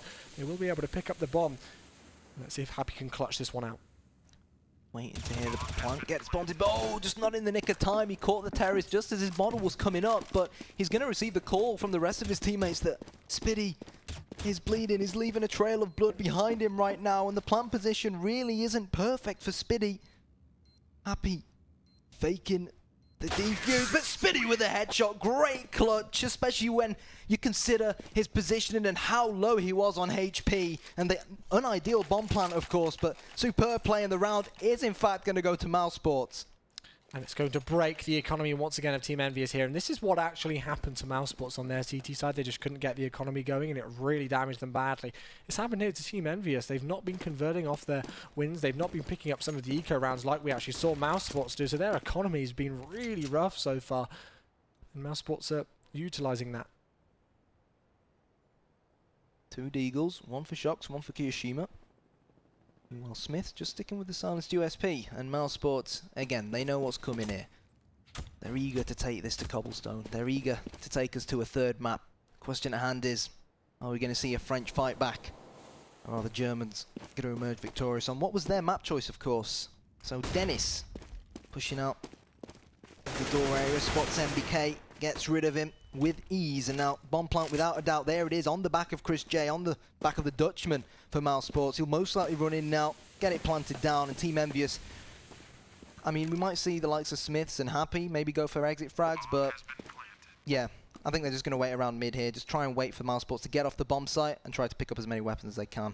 Spitty's found some good information. He's back over towards T-spawn and realised that there's nobody there at the second, so he will relay that to his players and let them know that that's a safe route of exit after they plant the bomb. And yeah, Team Envyus just looking for a couple of exit frags here. It's not going to come their way. Shox will fall. In comes the boost, actually, though. This is nice from Happy. Let's see if he finds anybody. He spotted Spitty out there, sprays out with the 5-7. Will he pick up the kill? No. So close. Spitty down to only 23 points of health, but the bomb will blow up, and Mousesports take a 3-round lead. They do, fortunately, keeping all the AK-47s as well. Solid stuff from them. Finally starting to build up a little bit of bank. And who's impressed you the most so far on the Mousesports side? Nex really has been doing the job for me. He had as I know I've pointed it out repeatedly, but he had a good first map in the grand scheme of things, really. And here he's been picking up the entry frags. We've also seen, at times, actually, Chris J picked up a couple of nice entry frags on that B-bomb site here so far on the T side. But yeah, it really has been Nex for me, as it shows on the scoreboard, actually, as well. Yeah, but Happy doing incredibly well as well for Team Envyus. 22 frags to his name. Now, they've changed it around a little bit. We saw Happy AWP earlier on. Now it's finally been given back to Smiths. And we discussed how at Star Series, Envyus sort of had a change of not just in-game leader, but a change of AWPer as well. And talking about a change of AWPer, here it is. Cash Happy going aggressive through the smoke onto God B, but he's going to see that door get open, and the person behind the door is going to be Dennis as he peekaboos down. Happy, and now Smith's on the rotation, but Mousesports not committing just yet. Just under a minute left on the clock, and NBK playing well, ironically, in NBK. He will smoke off short in that CT area as Smith gets flashed, but he's in a great position on quad here with that AWP. You can see Next just checking over towards Forklift, checking those tight little angles to see what he can find. Spiddy being very careful that there could be players rotating through mid and going on that flank here for Team Envyus, but not as of yet. And Mousesports, again, we just see this time and time again on their T side, taking it so slowly before committing. You have to be incredibly cautious up against a team like Team Envyus. Yeah. Can't afford any mistakes, especially when you are 13-10 up. Such an important tournament like this. Dennis pushing in towards MBK. That's why the position's named after him. Swaps out the M4 for an AK. Sprays and prays. Knows Chris J's hiding in there somewhere. But Smiths will get the job done instead. 13-11. Team Envyus didn't drop a single player after that. It was 4 versus 4, and it looked like Mousesports were in a great spot. They got the grenades down, got the flashbangs in place to try and enter onto that site, but Team Envyus just won the duels, left 4 alive, which again is just going to help their economy and bring the round difference back slightly in their favour. 13-11 will be the score. We still got that AWP in the hands of Smiths. Chris J with an AK-47 though here. But still, regardless, to see Mousesports competing, you know, especially after how disappointing Dust 2 was, yeah, oh, definitely. So well with Team Envyus, who we know are a great cash side, it really is a sign of things to come from this new German lineup. Well, into round number 25 we go, as we've got, I think they're looking at boosting some players over towards mid there. Once again, it's going to be Dennis in that usual spot, just lurking over towards the door near that A-bomb site to try and find what information he can. And there we go. Chris J has been boosted. They've got mid control, but we saw Shox hold this with absolute perfection earlier on. He's going to pop flash himself out. Let's see if he can do so again. He's going to find one player. That's Chris J, but Chris J wins the duel there. NBK is going to try and back him up, but the entry flag goes in favour of the German side of Mousesports. Does MBK's aware that Mousesports have breached mid. Chris J just going to put that smoke down towards Z to prevent any potential rotators coming from B over to mid. But at the moment, it's still a guessing game. Very Navi-esque coming out so far, not just here on Cash, but on DDoS 2 as well from Mousesports. Biding their time, sort of playing checkers, sort of playing chess, just tactically deciding which of the 2 bomb sites they prefer to go to. It looked like the Mousesports players may have lined up for Kiyoshima, but Next, you said he was your standout player so far, and he went huge there on the B bomb site. Got B as well, and Happy now, he's absolutely surrounded, and he needs to try and not just kill 3 terrorists, but defuse the bomb as well. Yeah, I don't think it's going to happen. He has got a kit, but he knows that there was a player on the flank as well, and he will fall. 14-11 is the score. Mousesports once again extending their lead back to 3, and let's have a look at the economy for Team Envyus. It's really not pretty here whatsoever. I don't know what Envyus are going to do in this situation, but Mousesports looking very close to taking out the round. And just look at it since that half has changed. 2 CT rounds for Team Envyus so far. That's not good enough whatsoever. No. It's very unlike the Team Envyus on this map that we saw up against Cloud9 yesterday. Yeah. Never lose faith in Envyus. You never know when they might come at you with pistols. And coming at their opponents with pistols is the exact approach they're taking right now. Dennis, aware that Happy or someone else on this Envyus side might be looking to push door. Shox might just go in towards main and take a peek, but that'll be a big gamble for him right now, considering the rest of his teammates don't really have weapons. And Chris J, just eyes on that short box area on top of the truck, and eyes on A main as well to make sure Team Envyus aren't going too aggressive and trying to take Mousesports by surprise in their own spawn. Well, Mousesports have been taking really good mid control in the last couple of rounds, so they're looking to do so again as they've got one player over towards that boost area just down at the bottom, which will be God B, the in-game leader, of course, and I think Nex is also there to back him up as well. But Happy's advanced forward to try and find some information. Unfortunately, gives away his position and doesn't connect with any shots, but he's found one player there over towards A main. Is that going to give up the game? This will be an A push from Mousesports. You will see. Shox all by himself on this A-bomb site, but he will be happy to know that Team Envyus are near. Sees one coming from highway. That one was Nex. Such an important player for Mousesports, and he has been terminated, but God B goes big. 2 headshots from him. Happy with the 5-7, however, with other ideas, and now 2 versus 1. It's up to Shox to try and get this. Dennis is planting, and Shox will clutch. Phenomenal play from the Frenchman, and he will defuse as well. And that round, somehow, coming at you from Envyus, again, with their pistols. So well played from Happy with the 5-7 as well to get at least a 1 frag. Shox got 4 there with the M4, so that was absolutely crucial that he did that. And this is the thing about this player, is that he can just do that time and time again. And although it's a surprise and it's something to applaud when he does these things, he's almost getting to the stage now where he does it so much that it's almost actually not a surprise that he can pull out those rounds. And if there was any time for him to pull off that 4K and win that clutch and get the defuse, that was it, because Mousesports are so close to winning this map. Team Envyus can just win this one, then we may very well see 14 all, because Mousesports' economy will be dire. Unless they can maybe get a bomb plant.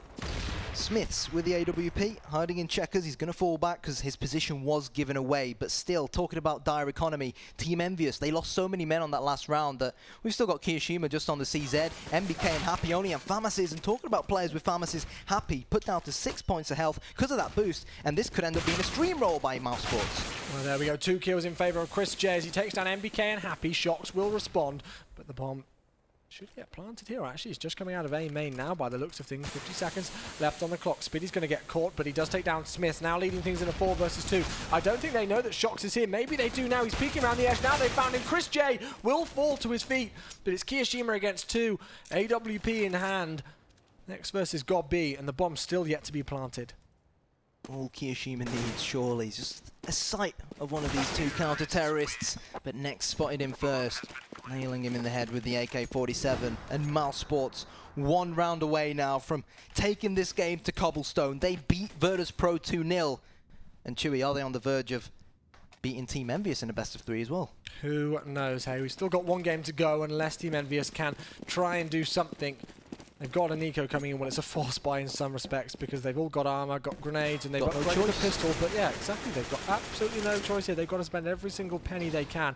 And let's have a look at their setup. It kind of doesn't surprise me initially going for that 1-3-1 split with 3 players in mid, with NBK just playing that fast rotate on short initially. But let's see if it plays any dividends. You never quite know, but Mousesports 5 kills away from evening up the situation and taking us to Cobblestone.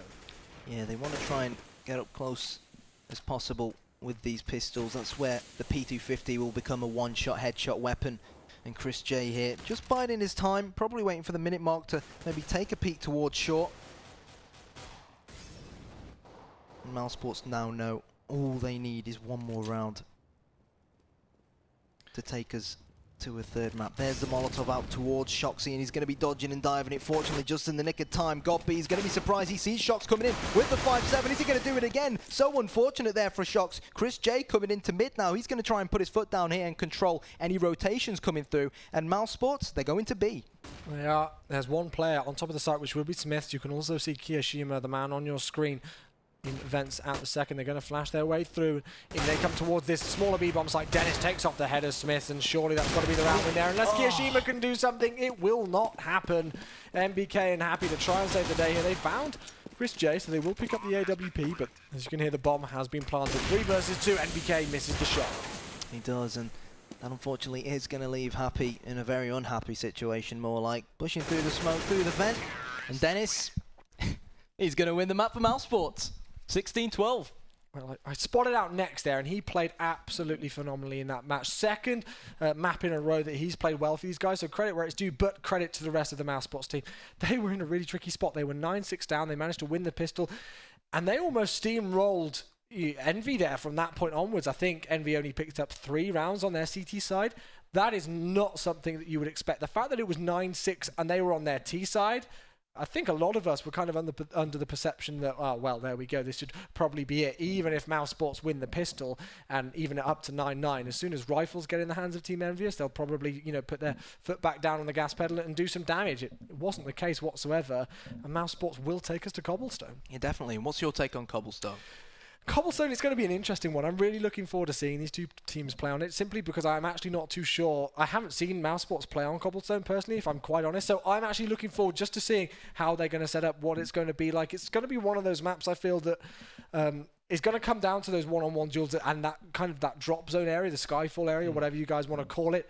That is a key area for me on the map. I really like to see how different teams play it. We saw, I think it was Tensky yesterday for SK. Yeah, he was just playing it absolutely phenomenally there. So I'm really looking forward to those close engagements on areas like that, and just to see how the CTs play it in different areas, how they switch their setups. It's one of those maps that's so huge that you can switch things up quite easily. What about yourself? Yeah, I'm looking forward to it. Again, based off what we've seen so far, be it DDoS 2 or Cash, we've seen that both sides are very, very evenly matched. You know, on paper, we discussed the Envyus. Most people consider them the favourites, but Mousesports have come into this event with such phenomenal form that anything can happen. And let's not forget that Envyus are one map away from going through to the semi-finals, but Mousesports are one map away from going through to the semi-finals.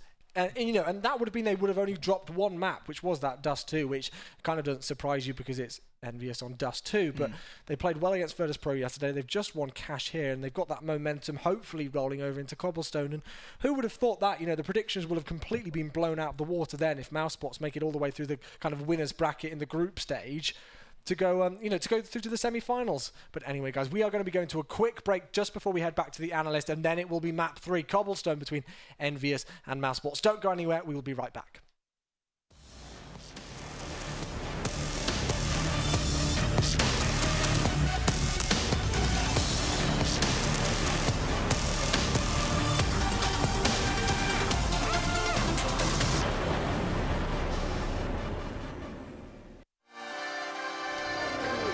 I'm on it. I'm on it. I'm on it. I'm on it. I'm on it. I'm on it.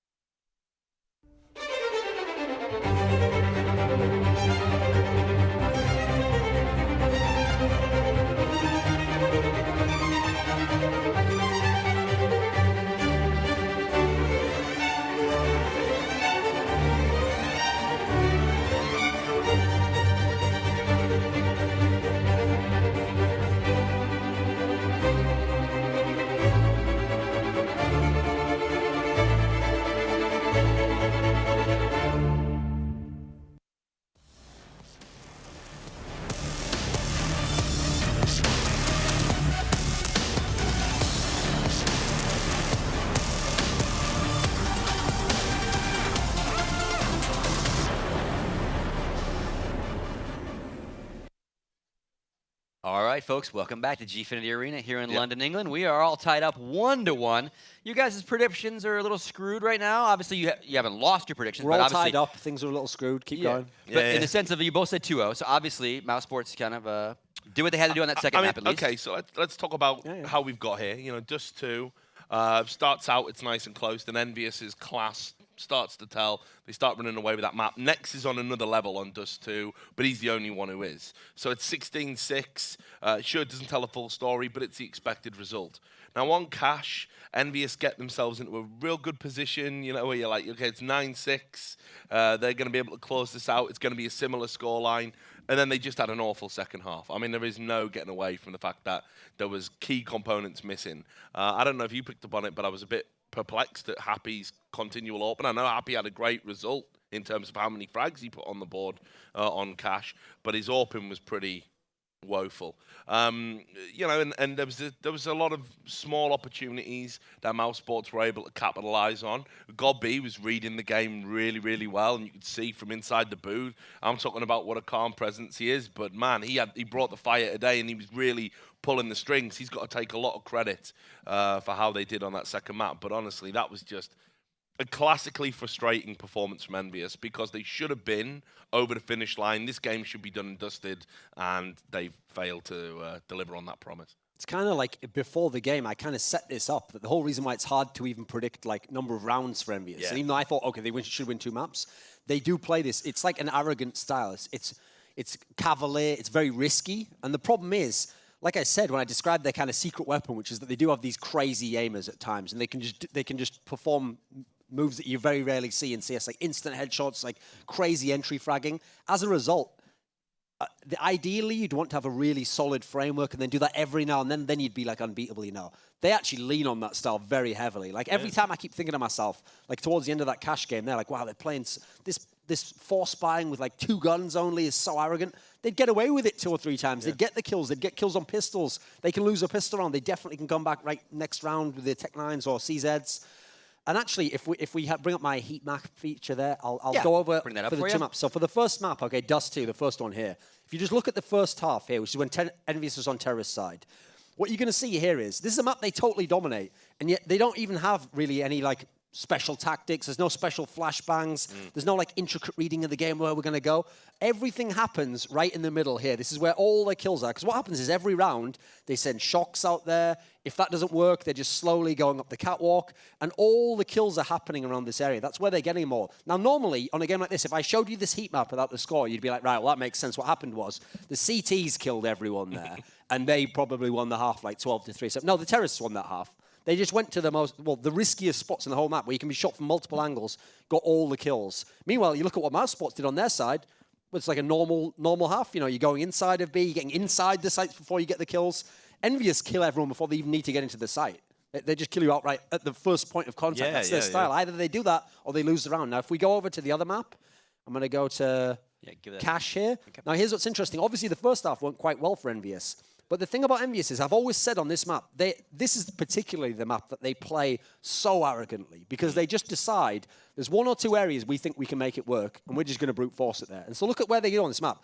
Everyone always says to be a great cash team, you have to control the middle here, right? If you control the middle, you set everything up. You can stop the guys rotating around. Yep. You can obviously get into the A site with splits. Instead, they're never getting any kills in the middle, and yet they're winning the first half.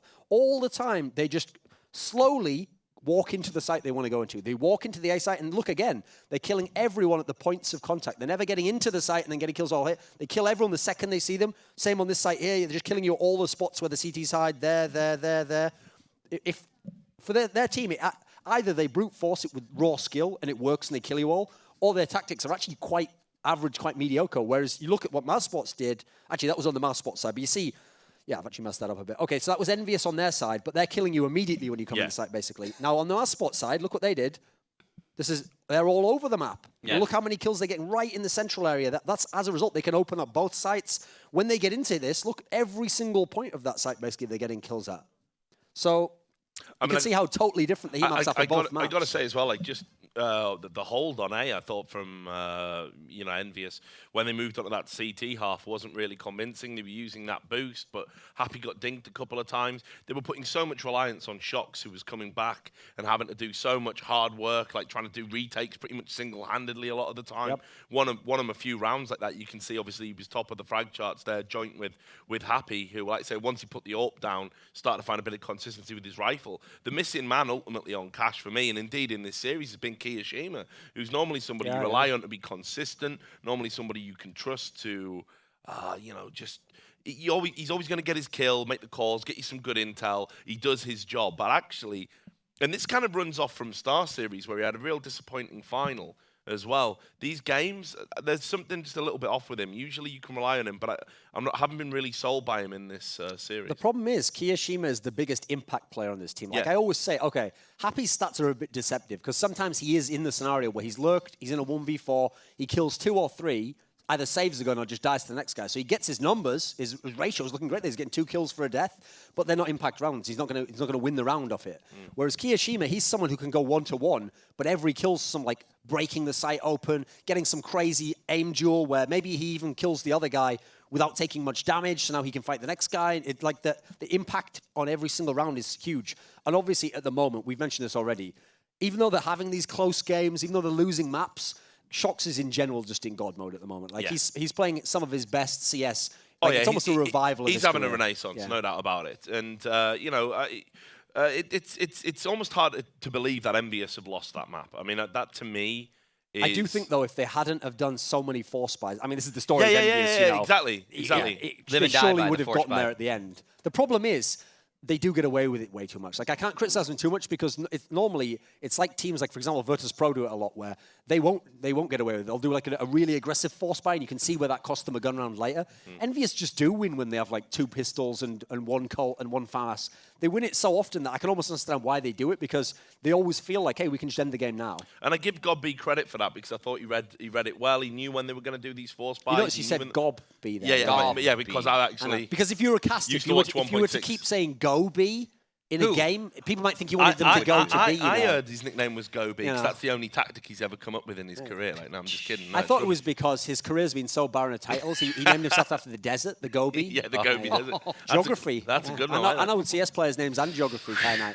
All right. As I call you, anyway, poor man Semler. But just to say some good things about Mousesports there, they were also able to capitalize on the force buys because Nex was in a real, just solid form. He had a great series. Yeah, and it's not over yet. Yeah, and of course it's not over, and he has got the potential to carry that forward. You know, if you're usually when an Envyus player runs at you with a pistol, runs at you with a Tech 9, runs at you with a lesser gun, even the best riflers struggle. Nex wasn't having any of that. He was dropping bodies every time he saw them. So mad credit to him. Real breakout performance on the big stage. All right, well, let's move forward. Like you said, it's not quite over yet. They've got Cobblestone ahead of them. So thoughts on that matchup? Well, I mean, this is a map that Mouse also have played a reasonable amount. The thing is, it is quite a tactical map, so I could see Mousesports being able to sort of bridge some of the gap there. The problem is, it's like I've said for every map so far, if Envyus turn it up like they did on the first map, and you saw on the heat map there, they just get every kill at the point of contact. If they do that, the only way you can match them really is if you have equally skilled players or you have superior team play. Now, Mousesports might have tactics. I don't know that team play-wise they can really outmatch Envyus much, and in terms of skill, I'm sorry, they can't. So if 2 or more Envyus players show up, fragging, so it shocks and someone else shocks and Kirishima shocks and Habi, it probably should be an Envyus win. Now, listen, maybe it'll be close. Maybe it'll be 16-10 or something. But and yesterday, they did play Cobble yesterday against Virtus Pro. They beat him 22-20 in overtime. Yeah. So at least they got a little bit under their belt yesterday on the game. This is going to be a slog now. I mean, Envyus, there's no chance of winning flamboyantly. There's no chance of it being, an exuberant performance. They're not going to be able to have a convincing victory here. Cobblestone doesn't really lend itself to that. But not only that, Mousesports are decent on this map. Gobby really understands, how to do it all. And what worries me most of all is this insistence from Happy to sort of be trying to get these entry picks with an AWP, which of course, if he pulls that out on Cobblestone, I don't know how that's going to go because it certainly wasn't working on Cash. Shocks traditionally has very good performances on this map. He really has a great awareness, always seems to post decent numbers. But this is going to be a slog. This is going to be a real uphill battle. And especially with Nex in God mode, for me, it's all about how they're going to play that drop-down area, Envyus. That seems to be vitally important. That's like the linchpin of the map. And I don't know who's going to play there for Mousesports. If they play it like how they played it against Virtus Pro, which we only caught drips and drabs of, then they were locking them out in that area. So Envyus will find this hard. It's going to be close, but I still got to say, just on raw skill and balance probability, it's got to be Envyus. Plus, to give you some context, Mousesports beat Virtus Pro on it, but first of all, we didn't see that game, and then all Virtus Pro's done so far is just beat Cloud9, so we don't really even know how good Virtus Pro is at this tournament, Yeah. See what they did there? Yeah. I did. So, I'm waiting for you to take that off and have a muscle vest underneath it. Yeah, and obviously you bring up, we haven't mentioned it on the show yet, but Virtus Pro did send Cloud9 home, so they are out of the tournament. So SK and Cloud9 are done. First map was an absolute slog. Virtus Pro had to dig deep and come back to do it, 16-13. But then the second map, 16-5, comprehensive for Virtus Pro. But again, like Duncan says, I don't really know how much we can gauge about this Virtus Pro here. They're a hit and miss team at the best of times, but so far they're missing way more because to lose to Mousesports, that shouldn't really be happening if you're an elite level team, a major winning team. Then to struggle against Cloud9, they're not going to be happy. They've had one good map so far at this tournament, and I'm not happy because they're my pick to win the whole damn thing. So. Yeah, the problem is there's 2 sides to it. If I just look purely at the teams Cloud9 faced, really unlucky because just by the fact of the other upset, which was Mousesports winning, you ended up playing what to me are the 2 strongest teams in the tournament. Like I thought VP or Envyus is going to be the winner. So you've played potentially 2 finalists in your group, so you're not supposed to get out that group. With that said, you only won 1 out of the 5 maps. And remember, the one map you won, Train, was the one where at one point you were down 7-15, 8-15. So you even could have lost that. So not really very convincing. I mean, yeah, listen, Shroud had an excellent performance in that first game. There was some individual bright points at times, but it never all came together for them, and they never really were going to beat these two teams. They might have taken maps, but they're not at the level yet where, I mean, these are teams I have in my top 4, top 5. You're not going to beat these teams at the moment, no matter how many online games you've won. With that said, it's the start of a long leg of European tournaments, maybe ESWC as well. Yeah. There's still time. Obviously, it's the second LAN for this lineup. I'm not going to go too far. Just kind of like settling down those NA fans after that first map. The flags were flying. The guys had the shotguns out there. Like Eagles were soaring. They're all dead now, Scott. I know. Yeah, I saw the photos. Yeah. I know. But yeah, so I agree with Duncan. I'm going to judge Cloud9 at the end of this run of European events, and then. But judge them harshly, though. Yeah, but I will be judging them harshly by the end of that. So. Well, that makes sense. Yeah. Well, the sleeper must awaken. It's like you think about it. Ever since they've picked up what was the best team in NA from complexity, Cloud9 have flattered to deceive. They've been dominating domestically, but it's all about the international game. And they've been flirting with the idea of moving to Europe and getting the team house here, and they're not showing anything at the international tournaments that would really warrant that level of investment yet. So. Now they've got this run. You can't. At the end of the day, you can only hide behind the excuse, we're not playing the European teams. We're not playing the top European teams too much. If Vox Seminole and now Renegades could prepare to beat European teams and came here to Gfinity and took a map off NIP and took a map off Fnatic, Cloud9 need to be doing the same, at least, if not more. So, I probably will be judging them harshly, but if they can pull out a good deep run into a tournament, then that'll change. And speaking of judging harsh, yes. We're waiting for a player who's in the bathroom right now, so just doing a little fill time. But I wanted to ask you guys, last event we were here, you dropped this bomb about starting a new show. You hadn't started it yet. So you guys are now doing a show roughly every week. Yeah. Like, kind of walk us through what that show is kind of about. I mean, I'm surprised Duncan even knows because he puts no prep work into it. So. I didn't know we did a show. I thought Rich was just giving me Skype calls every week. Like, what do you think about Envyus? I'm like, well, I've got like half an hour to waste here. Yeah. It turns out, actually, if you just keep saying pay me, #pay me, people do eventually pay you. It's like it works out. Hypnosis or something, I am trying to let you gentlemen plug your content. But we're not interested in Damn. We're not. I mean, we keep it real. We keep it real. We're so down to earth. That's why we're doing a show. Tell me about by the numbers. No. So by the numbers, obviously what we wanted to do was, and we're still fleshing it out. We're still playing with the format. We wanted to do like a podcast because, Duncan had been involved in one before called Podcast. A bit of a terrible name, really, for CSGO. I didn't make it up. Yeah. Khan came up with that. He's not much of a thinker. But I think CSGO's at the stage now where it does need a regular talk show. And obviously Alpha Draft have sort of funded that. And then it's like... They've really funded it. Yeah, really funded it. Really funded it. That's the only reason I'm there. I mean, that was a bit... I love the scene as well. But we're trying to find the balance. We're trying to find the balance. It is the money, isn't it? No, I am never having you two plug anything of your own ever again. We're just plugging what shields we are. Holy crap. All right, enough. My name is Duncan Anyway, Schultz. I tried. You didn't know just that? watch it. If it's, maybe it might get on Reddit one day and maybe more people will see it. Who knows? You'll never get on Reddit. Might get on Reddit one day. That's maybe. good. Yeah, that's good. All right. Players are ready. Back from the bathroom breaks, all that good stuff. Our casters are ready. These guys are done doing terrible plugs of their own content. Chewy, Kyanite, take it away. Thank you very much. I don't really quite know how we can follow that up between those guys. They are a funny lot behind the Gfinity desk. But thank you all the same, and thank you for all your tweets and Thorin's comments there about Gobby. We've certainly got it correct now. We do know. Apologies to you all, but let's get back into the game. Kyanite. Cobblestone is going to be our final map between these two to distinguish who will go through to the semi-final stages here at the Gfinity Summer Masters 1. I'm pretty excited for this map. Are you? Yeah, of course. I mean, it's going to be the decider between these two sides. So far, it's been a very, very close battle. Really looking forward to Cobblestone. Should be good indeed. Hopefully, it won't be too long before we are into the game. Sorry for the delays, ladies and gentlemen, but obviously, teams just need a break to regroup themselves and get ready for this third decider. And it's a very important map here. A lot is on stake because obviously the winner of this gets to go home now, have a break. They've got the evening off. They can chill, prepare for tomorrow. Whilst the loser of this game will go and actually face up against, I believe it must be Virtus Pro to decide who goes through in that second spot. So a lot's on the line here. Whoever loses this map will have to play another whole best of 3 this evening. Yeah, definitely. And we are going to jump into the 9th round. I mean, Cobblestone, most likely whoever does win the 9th round. I mean, do you reckon they'll start CT or T?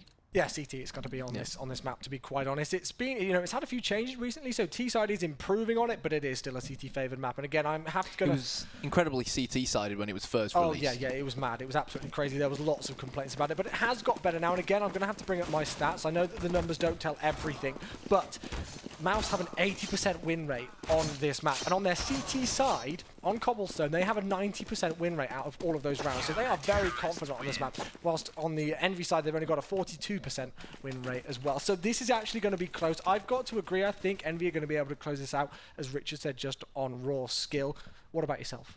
Well, yeah, I think Envyus are just about going to manage to close it out as well. Obviously, yesterday it looked a little bit fishy for them when they lost Train to Cloud9, but Envyus, they're so experienced. They've got such good individual players that when it seems like they're down and out, when it seems like, you know, it's really, really tight and it comes to a third map like this, they somehow always manage to just pull the game out the bag. This is one thing that is key to them that they will not do. They will not think about those last two maps. I talked to Smith yesterday in the interview. It's a best of one. That's exactly what Smith says. Those were his words to me. It will be a brand new best of one. And here we go. It comes down to a best of one. Cobblestone, pistol round. Can I take it away? So Shock's going very aggressive here at the A long. He's got Spitty that he was in a small firefight with, but he does fall back. And the question at hand now is Mousesports. Both on Cash and Dust 2, they like a very, very slow approach. They don't like to overcommit and take any gambles. And we already discussed as well the importance of the CTs keeping control of Skyfall. We saw what happened yesterday between SK Gaming and NiP, and it looks like Mousesports going to be heading towards Happy. Happy has spotted those players though, so we'll back away as Shox looks to try and find some more information over towards that A-long area. Once again, still pushing aggressively here. MBK is going to find them coming out, and hello, MBK with 2 headshots there to start things off on Cobblestone. Will he find the third? Yes, he will. That's the fourth. Will he get the ace? No, Shox comes to disturb the party, but MBK, that's the way to introduce yourself on Cobblestone. Phenomenal play from MBK, making it look easy with the silenced USP. And well, like you said, not a bad way to introduce yourself onto Cobblestone. Mousesports, they all tried to push up mid, but MBK more than ready for them. But here we go. Weapons now in the hands of the French. 3 MP9s. Shox again playing the same position at long. Meanwhile, MBK has invested in a FAMAS and Smith's in a UMP. So in theory, we should see quite a few SMG kills here, especially because Mousesports don't really have much armor, and that, of course, will help the Envyus economy as well. And we can see Mousesports just making their way out towards that B plat area, kind of what you really would expect here, and Team Envyus just adapting to the situation. They've got a couple of players down towards the drop-down area, and a few will get dropped through there. Kiyoshima playing close just behind the box. I think we saw Freiburg playing this position yesterday and played it reasonably well, but against the pistols coming in of Mousesports, you would expect Kiyoshima to do some good damage with those SMGs. Another smoke grenade will renew up towards drop down there. Still no casualties as of yet. Mousesports playing this, as usual, incredibly slowly on their T side. You're no surprise that Mousesports have headed where they are headed. They've only got Glocks, so they want to try and be as close as possible. Even if they can get 1 or 2 trade frags here and force Envyus into rebuying, it would be okay. But so far, it looks like it's going to be a squeaky clean round, and it will be. All 5 Envyus players still alive. 2-0. Most certainly so. Not a single frag going in favour of Mousesports as of yet. Their economy not good enough to buy here, so they will be on another eco. You wouldn't expect them to buy too much into this round. Maybe upgrade a few pistols. Yeah, that's exactly what they will do. P250s across the board. Smoke grenade and the flash on Spiddy. And Gob B with a flash grenade as well. Let's see what damage they can do here. Yeah, the reason why they didn't buy up on the last round, most likely. They just want to try and get that AWP into the hands of Chris J. Yeah. Which is no surprise. When he's on point, he really can be a phenomenal player. But that's really one thing that I like actually about Mousesports is that they play their entire economy as a team around Chris J with that AWP there. You like that about them? I do. I think it's good. I personally think it's good just because it's not that they rely on him as such with that AWP, but they back him up with it, and they decide as a team early on, if they lose that pistol round, that they are going to wait for him to be able to pick up that AWP as soon as possible so he can do the damage with it. That's my point. So Mousesports going straight through mid, and I do believe Shox may very well have heard them at A long, and there it is. Call comes in. Shox is going to run straight towards him, and Happy's prepared with the pop flash, and here it is. Flash goes out. Happy with the headshot. Smith is a part of the reinforcements, and that also allowed Shox as the distraction to flank from behind, and Mousesports there, like what we saw on the pistol round, just completely surrounded. Yep. Let's see if they do pick up that AWP as you would expect here on that T side. I think, I'm not too sure which player that actually has just picked up the AWP now for Envyus as we get back into the game. There we go. It is going to be Shox, but actually no, they've not gone for it. It's 5 AK-47 set up here for Mousesports.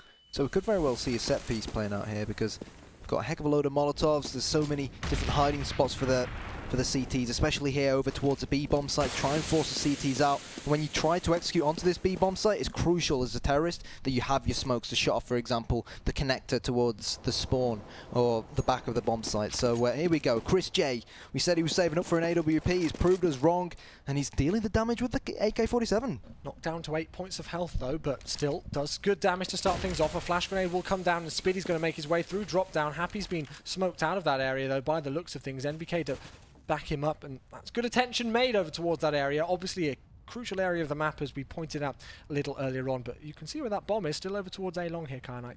Yep, and Shox ain't careful. He could walk straight into the trap of God B, but no. Yes, he does. Shox with the kill. Good stuff from Shox, and now he's going to rotate back to mid, and Mousesports are aware that he is just patrolling the steps. But Shox, if he wants to run away, he's going to find himself completely surrounded. But regardless, Smiths comes in with one. Shox somehow manages to get a second, and now all pressure on the shoulders of Nex. He's 1 versus 4, and Shox says, thank you very much. I fancy a hat-trick this round, and I'll make it happen. Important round there for the Envyus squad to keep that momentum going and obviously disrupt that economy once again here for Mousesports. Chris J started things off and got that entry frag, but they just weren't able to capitalize off it, and this is what I mean about the economy. We see Mousesports now having to go for a force with Tech 9s, 1 P250 in the hands of Spiddy, and armor elsewhere, but not really too much else to play with in this 5th round. And they've got the entry frag down to Shox. That's a big player, and that's the AWP down as well.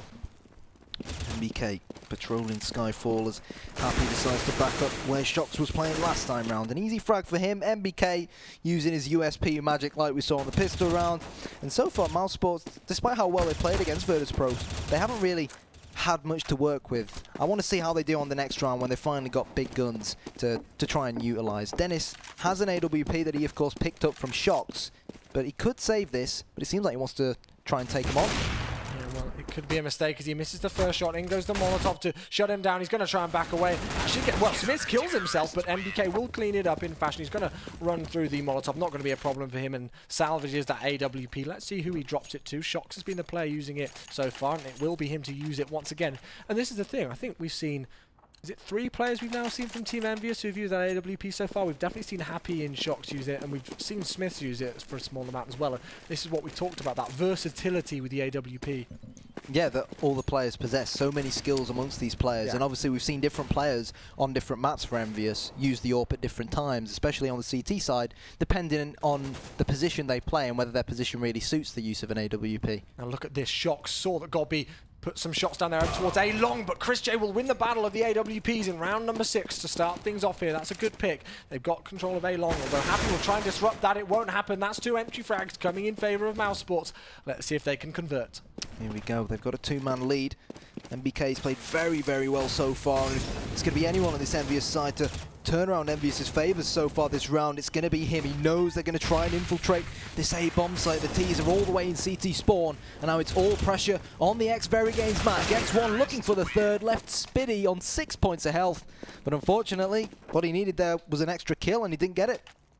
Well, you were looking forward to seeing what the Mousesports squad did when they were able to buy up there in that 5th round, and they showed strong. First round on the board for them, and can I, on Cobblestone, starting on this T side, how many rounds should Mousesports be expecting to pick up here?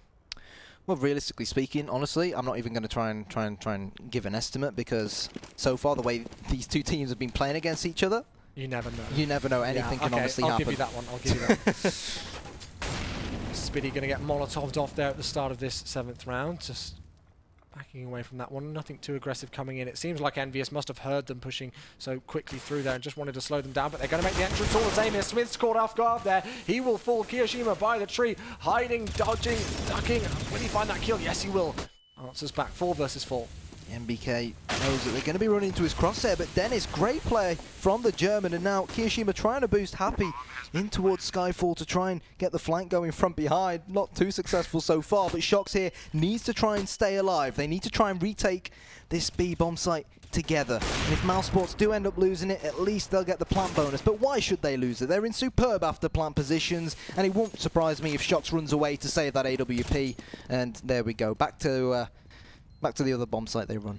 That will be the 2nd round on the clock there for Mousesports, and that was a really nice take there actually, because we saw, as I said, they smoked off that area on the B platform, the incendiary grenades came down, it looked like Mousesports were going to have to slow things down, and they just thought, no, we're going for it. The flashbangs came out, they completely caught Smiths off guard, made the entrances, and took good control of that B bomb site. So Mousesports looking good, still in control of Envyus here, but 5-2 will be the scoreline. It will indeed, and looking at the bright side for Envyus, at least Shox managed to salvage that AWP and Kiyoshima that M4, of course, but the rest of them, we've got Smiths and MBK opting to go for the CZ75s. Meanwhile, Happy, 5-7 and armor, and a few nades as well. Let's see what they can do. You never quite know, again, with Shox with this AWP and like, these rifles in hand, they can just do so much damage. Obviously, recalling that round on Cash where Shox was the only player with a rifle and somehow got that crazy 4 kills. So Mousesports will be on their guard here, even though they should be aware that Envyus's economy could be damaged. And I like this position from MBK. It's quite a common position, obviously, but just holding close on that drop zone area with the CZ75. He's going to get forced back, though. Spiddy trying to find what he can. Down Kiyoshima goes, and that's the M4 dropped here from Envyus. Yep, Mouse are expecting someone to be there, i.e. MBK, and they know he's definitely there now. They've heard him rattle off a few bullets, and they're going to fall back and try to now breach the B-bomb site, it seems. Or are they? Molotov's going in. It is going to burn Smiths, and they've gone all the way back round to. It looks like they are going to try and maybe push through long and mid, where Shox is waiting for them with this AWP. And as soon as they frag him, then I think it should be a relatively easy take for them. But no, they haven't spotted him, but he will get shot in the back. Next leads the charge now towards A. And even though Envyus have time to rotate, Bar Smith's is M4 and he doesn't even have armor. I think Mousesports should just about have enough firepower to win this round. Oh yeah, definitely. Unless Happy can pull something off pretty darn crazy. He's going to try and stop the bomb planter, but there's somebody giving him bodyguard covers. Happy will fall. Smith picks up the M4 and will go right back to T-spawn and hide as far away as he can and save that, and maybe look for a couple of exits here in the castle kind of area right at the back of T-spawn. But another round on the board here for Mousesports. Yeah, he's gone straight to the sniper tower, and to be honest, if you're going to choose any place to try and save on cobblestone, it would probably be the sniper tower. And it would, of course, help him if he can get an exit frag, but most importantly, they killed Chris J, and he salvaged an M4 of his own, i.e. Kiyoshima's M4. Have a look at this. Mousesports actually... Oh, okay, well, they have dropped one now, but they actually had 2 AWPs in their hand for a second there, and I was questioning whether they were really going to go for that double AWP setup on the T side of Cobblestone here. One of them was dropped, though, so Gobby salvaged an AK-47, and of course, the AWP will be dropped to Chris J. Let's have a look at the economy for Team Envyus. So they will be able to buy here for the most part, although Kiyoshima's money is not very great. Happy having to pick up the shotgun in the Mag 7. Let's see if Mousesports can continue the good form so far on their T side. So far, so good for Mousesports. Team Envyus got Happy on the Mag 7, or the Swag 7 as some people call it. Kiyoshima on the FAMAS. And again, roughly same positions, but they're putting a lot more emphasis here on mid. Smoke going out defensively from MBK. Meanwhile, they've left, instead of the normal, maybe, for example, 3-man setup that we see from time to time towards a B-bomb site on Cobblestone. At the moment, we've got 2 going towards long, 2 on the B-bomb site, and just, I think that's Happy with the Mag 7. Just playing between the 2 bomb sites on the quick rotation is good position for him as well with the Mag 7 up close. That's where it potentially becomes a one-shot, one-kill weapon. And a really simple thing here, I actually like the position that Dennis is playing, just back towards A-long, just making sure that Shox, the man who likes to push aggressively down A-long, isn't going to do anything cheeky. So NBK going to smoke off the area from drop down onto that B-bomb site, but Smith picks up the first kill. NBK is going to take down Speedy there. Chris Day to try and do some entrance work here on this slightly smaller B-bomb site. Will he be able to do anything? Gets flashbanged there as Smith looks like he's going to peek out. Will he find any more? Yes, he will. That's his second kill of the round. He's got B falls. This looks like a clean sweep here for Team Envyus, right when they needed to. Dennis comes to disrupt the party, but Happy will fall, well, let him fall to the Mag 7, and that's 6-3. Yep, great play from Envyus. And Mousesports, they can still, of course, afford to buy. They had quite a few bomb plants. Question at hand is Chris J going to reinvest in that AWP? So far, he's not done too badly with it. No, it's an all-rifle setup coming out. I can't say I'm surprised. And towards the B-bomb site is where they're currently heading. Dennis, the lone man by himself, over towards mid, over towards A. He's going to be aware, I think he should be aware that Shox has been going very, very aggressive at the A-long area as well. So he's got to be careful from that. But MBK in Skyfall drops one. Kiyoshima through the smoke. Fantastic play from him. On to Chris J. And Mousesports right now, 2 men down, and they're trapped in their current position. It's pretty heartbreaking as a T when your player gets killed through the smoke there. Gobby's going to push out aggressively there. I think Smith, who's just around the corner, must have heard that, or it's actually Kiyoshima, apologies for that. Happy will pick up a kill. Happy picks up 2 kills there. Kiyoshima out with a pistol, but it's going to get cleaned up by Smith in the end. 7-3, 2 rounds in a row here for Envyus, resuming normal play on their CT side after Mousesports picked up a couple of rounds in a row here, but still could go either way. Look at NBK, he picked up 4 in the first round, and since then has picked up another 10. Yeah, and you expect the person who's actually playing that drop zone area to actually get a lot of frags, and unlike what we saw yesterday, or rather like what we saw from Tensky yesterday, he's got it on complete lockdown. But now, Mousesports, out come the pistols, only armor on Nex and Chris J, so let's see what they can pull out the bag.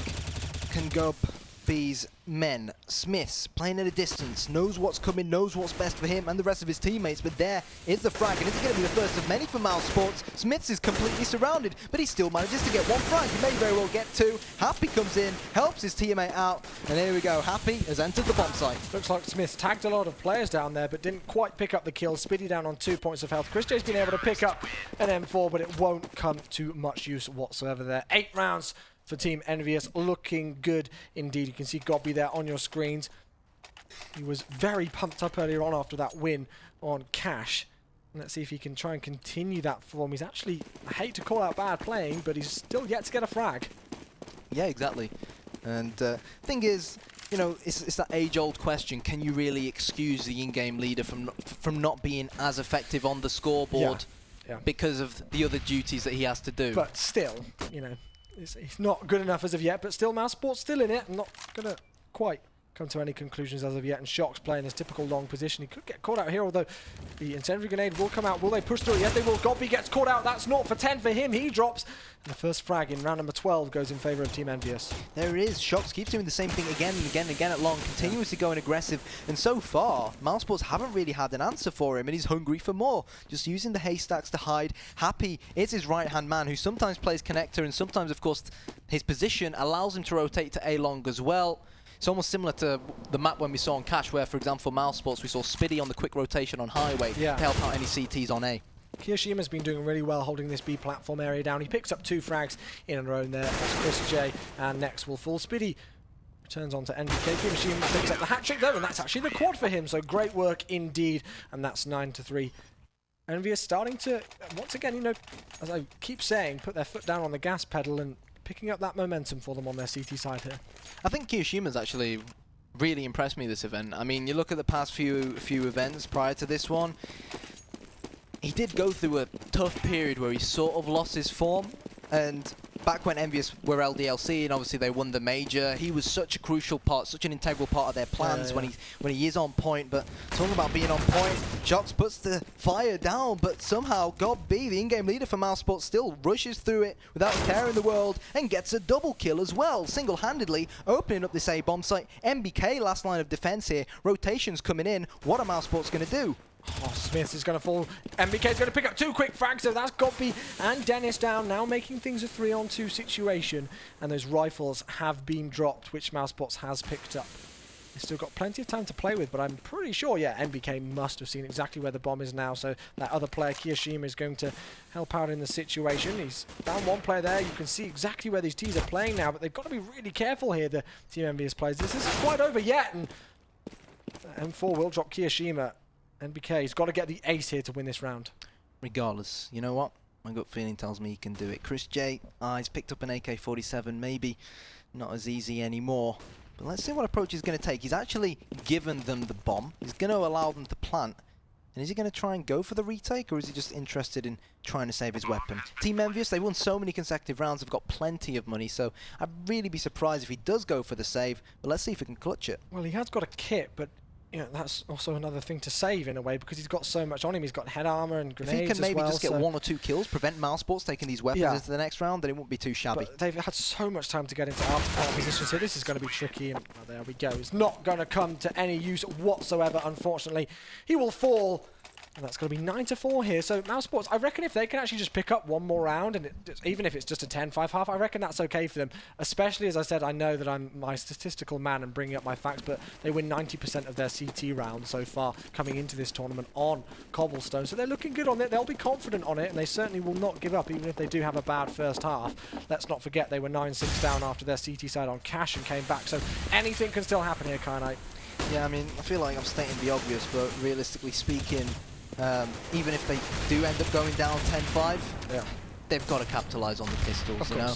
So let's see what's going to happen now. Chris J, he's in this smoke with fire blazing right in front of him, but little do they know that Kiyoshima's actually only meters away. We've got 4 players congregated all on the B-bomb site, and Shock says, guys, look, I've got A under control. Exactly. You only need to leave me here. Yeah, he's found so much information already that we can just see that Team Envyus are able to do this. He's just found so much from that, and well, let's see what happens now, whether Mousesports try to react to that and make their way back over towards A and get that control of that area. Dennis has spotted Shocks though. Shocks miss, as does Dennis. NBK starts things off though. That's the first kill onto Spiddy. Let's see if they can capitalize or whether Nex will respond. Nex has played so well so far in this series, but not able to pick up anything there initially. Yeah, Mousesports, they know that even Shocks is behind them now. Kiyoshima very low on HP, but if he can just drop Nex, then this could be good. And he will drop Nex with a bullet to the face. Dennis comes in now. He's trying to save the day for him and the rest of his team. Little does he know, Kashima's to the left of him. He knows it now. He spotted him, couldn't get the kill. Shocks, oh my days, kills Chris J, but also slaughters his teammate. But despite that team kill, still gets the all-important final frag of the round. And it is yet another Envyus CT round. Mass chaos on that B-bomb site there, wasn't it? It was just frags going he did down, what he had to do kills. to win the round. Yeah, exactly. If you win the round, who cares how you exactly do it? But yeah, well played by Shocks there, just initially setting up that information. And this is one thing that I'd really like to see Mousesports counter now. I know Shocks is an incredibly difficult player to cancel out, but he's just got so much information constantly at long. Every single round they need to try and counter it. And, well, he's not exactly quite at long now, but he's exactly found where they are at the start of this 15th round, the last round of the first half on Cobblestone. Yeah, what I like is how aggressive and in-your-face Team Envyus are playing. They're not really giving Mousesports any room to work any picks. They're saying, look, Mousesports, you want to take ages? Sure, do it. But we're going to keep you on your side of the map. We're not going to give you any breathing room to work anything. And that's where Mousesports are really struggling right now. And the fact that they've got 2 Tech 9s is not going to make their life any easier. Well, let's see if it's going to be an 11-4 half or a 10-5 half here, as we will see Mousesports switch to that more favoured CT side after this round does finish. Just under a minute left on the clocks. They now are going to try and find where Shocks is and take him out. He's fired a shot so they know where he is. He's not found him there. Oh, nice shot through the smoke there. Gobby's going to flash his way out. And he will get the revenge frag there for a 1-for-1 trade. NBK responds though, and now we're left in a 4 versus 3. Yep, still advantage Envyus, however. Chris J left with this AWP. He's not very versatile, but he could very well. He knows that Spiddy's got the long control. He could go towards long through connector with his teammate. Take a peek towards the truck where NBK's hiding. Take a peek towards connector. Just try and find something for Mousesports. 25 seconds on the clock, and it's the last round of the half. They've got to get a move on. Well, with 18 seconds left, let's see if they can do it. Nex is going to get the kill there onto Hat. That's going to be NBK with 2 frags there. Will he get the final one? 12 HP left for NBK, but Smith will come in and finish things off, and that is going to be an 11-4 half in favour of Team Envyus. Great work for them so far. You can see the high five coming in there between Smiths and Shocks.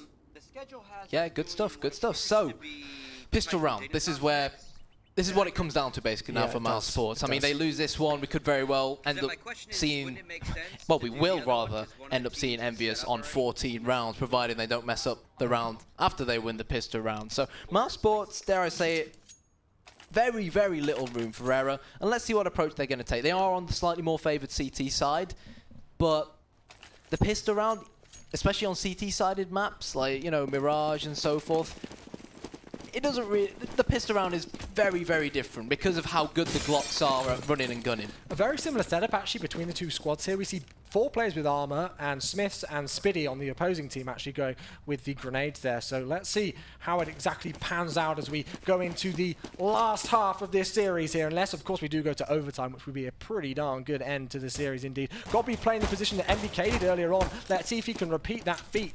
He gets tagged down to 58 points of health, but Chris J's going to start things off here. That's NBK down. In comes the push from Team Envyus.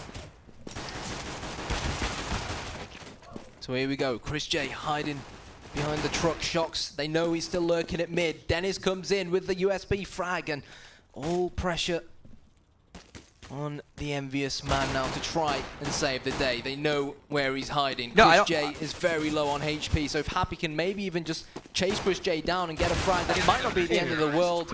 Fortunately, did get a frag in the end, but you can see that sign of relief coming out from God B. Yeah.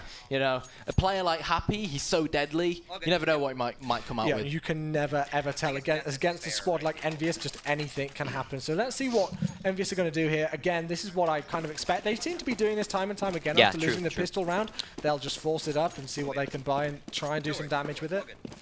We'll see if it works. So here we go, Tech9. This is what Team Envyus used to be famous for. Oh, losing their pistols and then buying up the CZs and the Rec 9s and somehow, out of nowhere, dealing the damage and winning the rounds. If they can get a bomb plant here, then it'll be okay. That's their main aim at the moment. Just try and brute force a bomb plant, and they could all congregate in mid and just try to push up straight towards B, you know. What do you think of the setup here for Mousesports, the fact that they've only chosen to go with one rifle? I don't think there's anything wrong with it. No? You think it's okay? I think it's okay. I think they lack a bit of firepower, especially up against the Tech9 armor buy, but still, in theory, they should still be okay. Well, we will see if they will be. The flash grenade's coming. Dennis completely blinded. Chris J will fall, and that's Dennis down as well. So you say in theory they should be okay, but so far they are not. Godby down to 7 points of health. Next fall, Spiddy will take down Shocks in response, but wow, well, that was a great entrance there from Team Envyus. They just entered onto that A bomb site with complete aggression, and we can see Godby and Spiddy, they've got armor as well as those submachine guns in hand. Spiddy's got a Molotov, an incendiary, and a kit as well, so they've got no other option but to save. Yeah, and that's why it's a theory.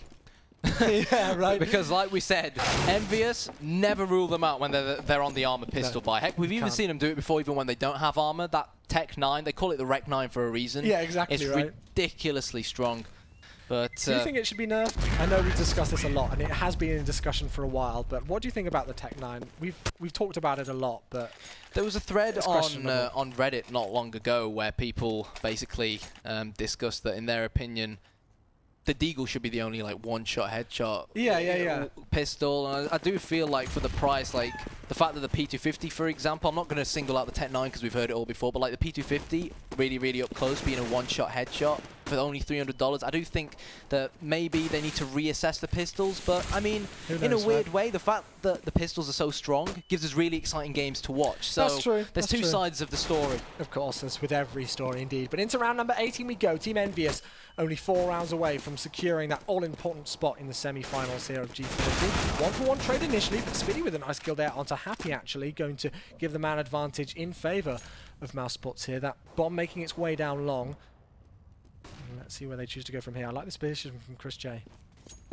Yeah, Shocks pretty much where he likes to play on the CT side, heading over there on the T side. Smith's all eyes on mid, knows there's one to the right, one to the left of it, but he has no idea that Chris J was up close and personal. It's now 2 versus 3. We could very well see Mousesports win the round, especially after Envyus won the second round, but Shocks has other ideas. Mac 10 frag, Spiddy with the UMP, and now Shocks, no pressure, mate, 2 versus 1. He's got the bomb on his back. The question is, what can he do? He knows that Chris J's on the ramp at mid, and he's anticipating Spiddy being from his right-hand side, and he knows his exact position now. But the problem is, the CT's being all around him. He can't plant. Yeah, and they're just not going to. They're just going to toy with him here. Well, there we go. Spiddy responds and takes the kill.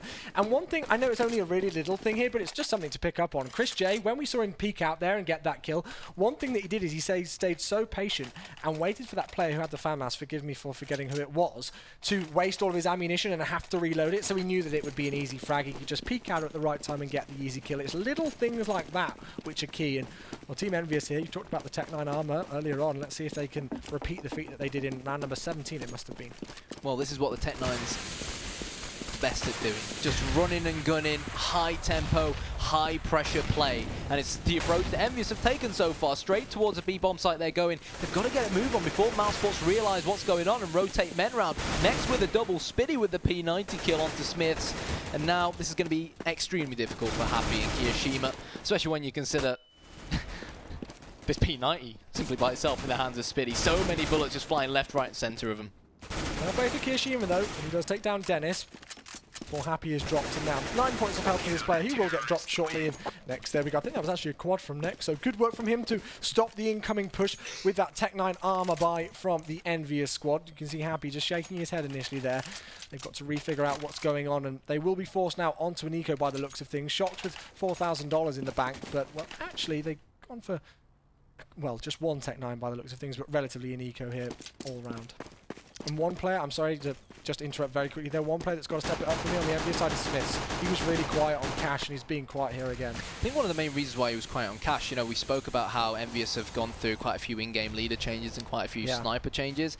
I can't recall once, actually, regardless of whether it was on the T or CT side, Smith's actually using the AWP. Maybe he used it once. Yeah, he has, but only very slightly. He's not been for long whatsoever. Yeah, so I mean, you know, normally he's a great rifle player, but I don't know, maybe he's just not feeling it right now, and we haven't seen him use the AWP so far here on Cobble either. Yeah. Well, he is one of those players who can come back into form very, very quickly indeed, so it would be good to see him do so, but this should be 12-8 in favour of Mousesports unless Team Envyus can do something absolutely miraculous here. They've not got really any grenades to work with whatsoever now.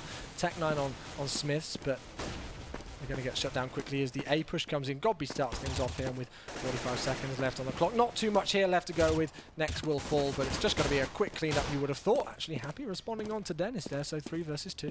Yeah, the main aim for Envyus here in this current situation is honestly just to try and brute force a bomb plant as well as they can, but bomb has been lost on the bomb site. Granted, Keo's going to try and flank from behind, and even if he does get the kill onto Godby, then it's still going to be a very, very tough job to try and fulfill up against Spiddy's AK-47 and Chris J's M4. So it wouldn't surprise me if Kiyoshima just backed out and saved his P90 or saved the M4. To be fair, like, it's great for the economy game here that Team Envyus have been able to do so much damage. They've taken 3 players down, so that's really good, so that they've just been able to improve their economy in ways of picking up the money for getting the kills and decrease the economy for Mousesports on the CT side, which, as we've discussed, is more expensive, but all the same, 12-8 will be the scoreline here, and we can still see NBK leading the way thoroughly so for the Envyus squad, but let's see if Mousesports can bring this back even closer.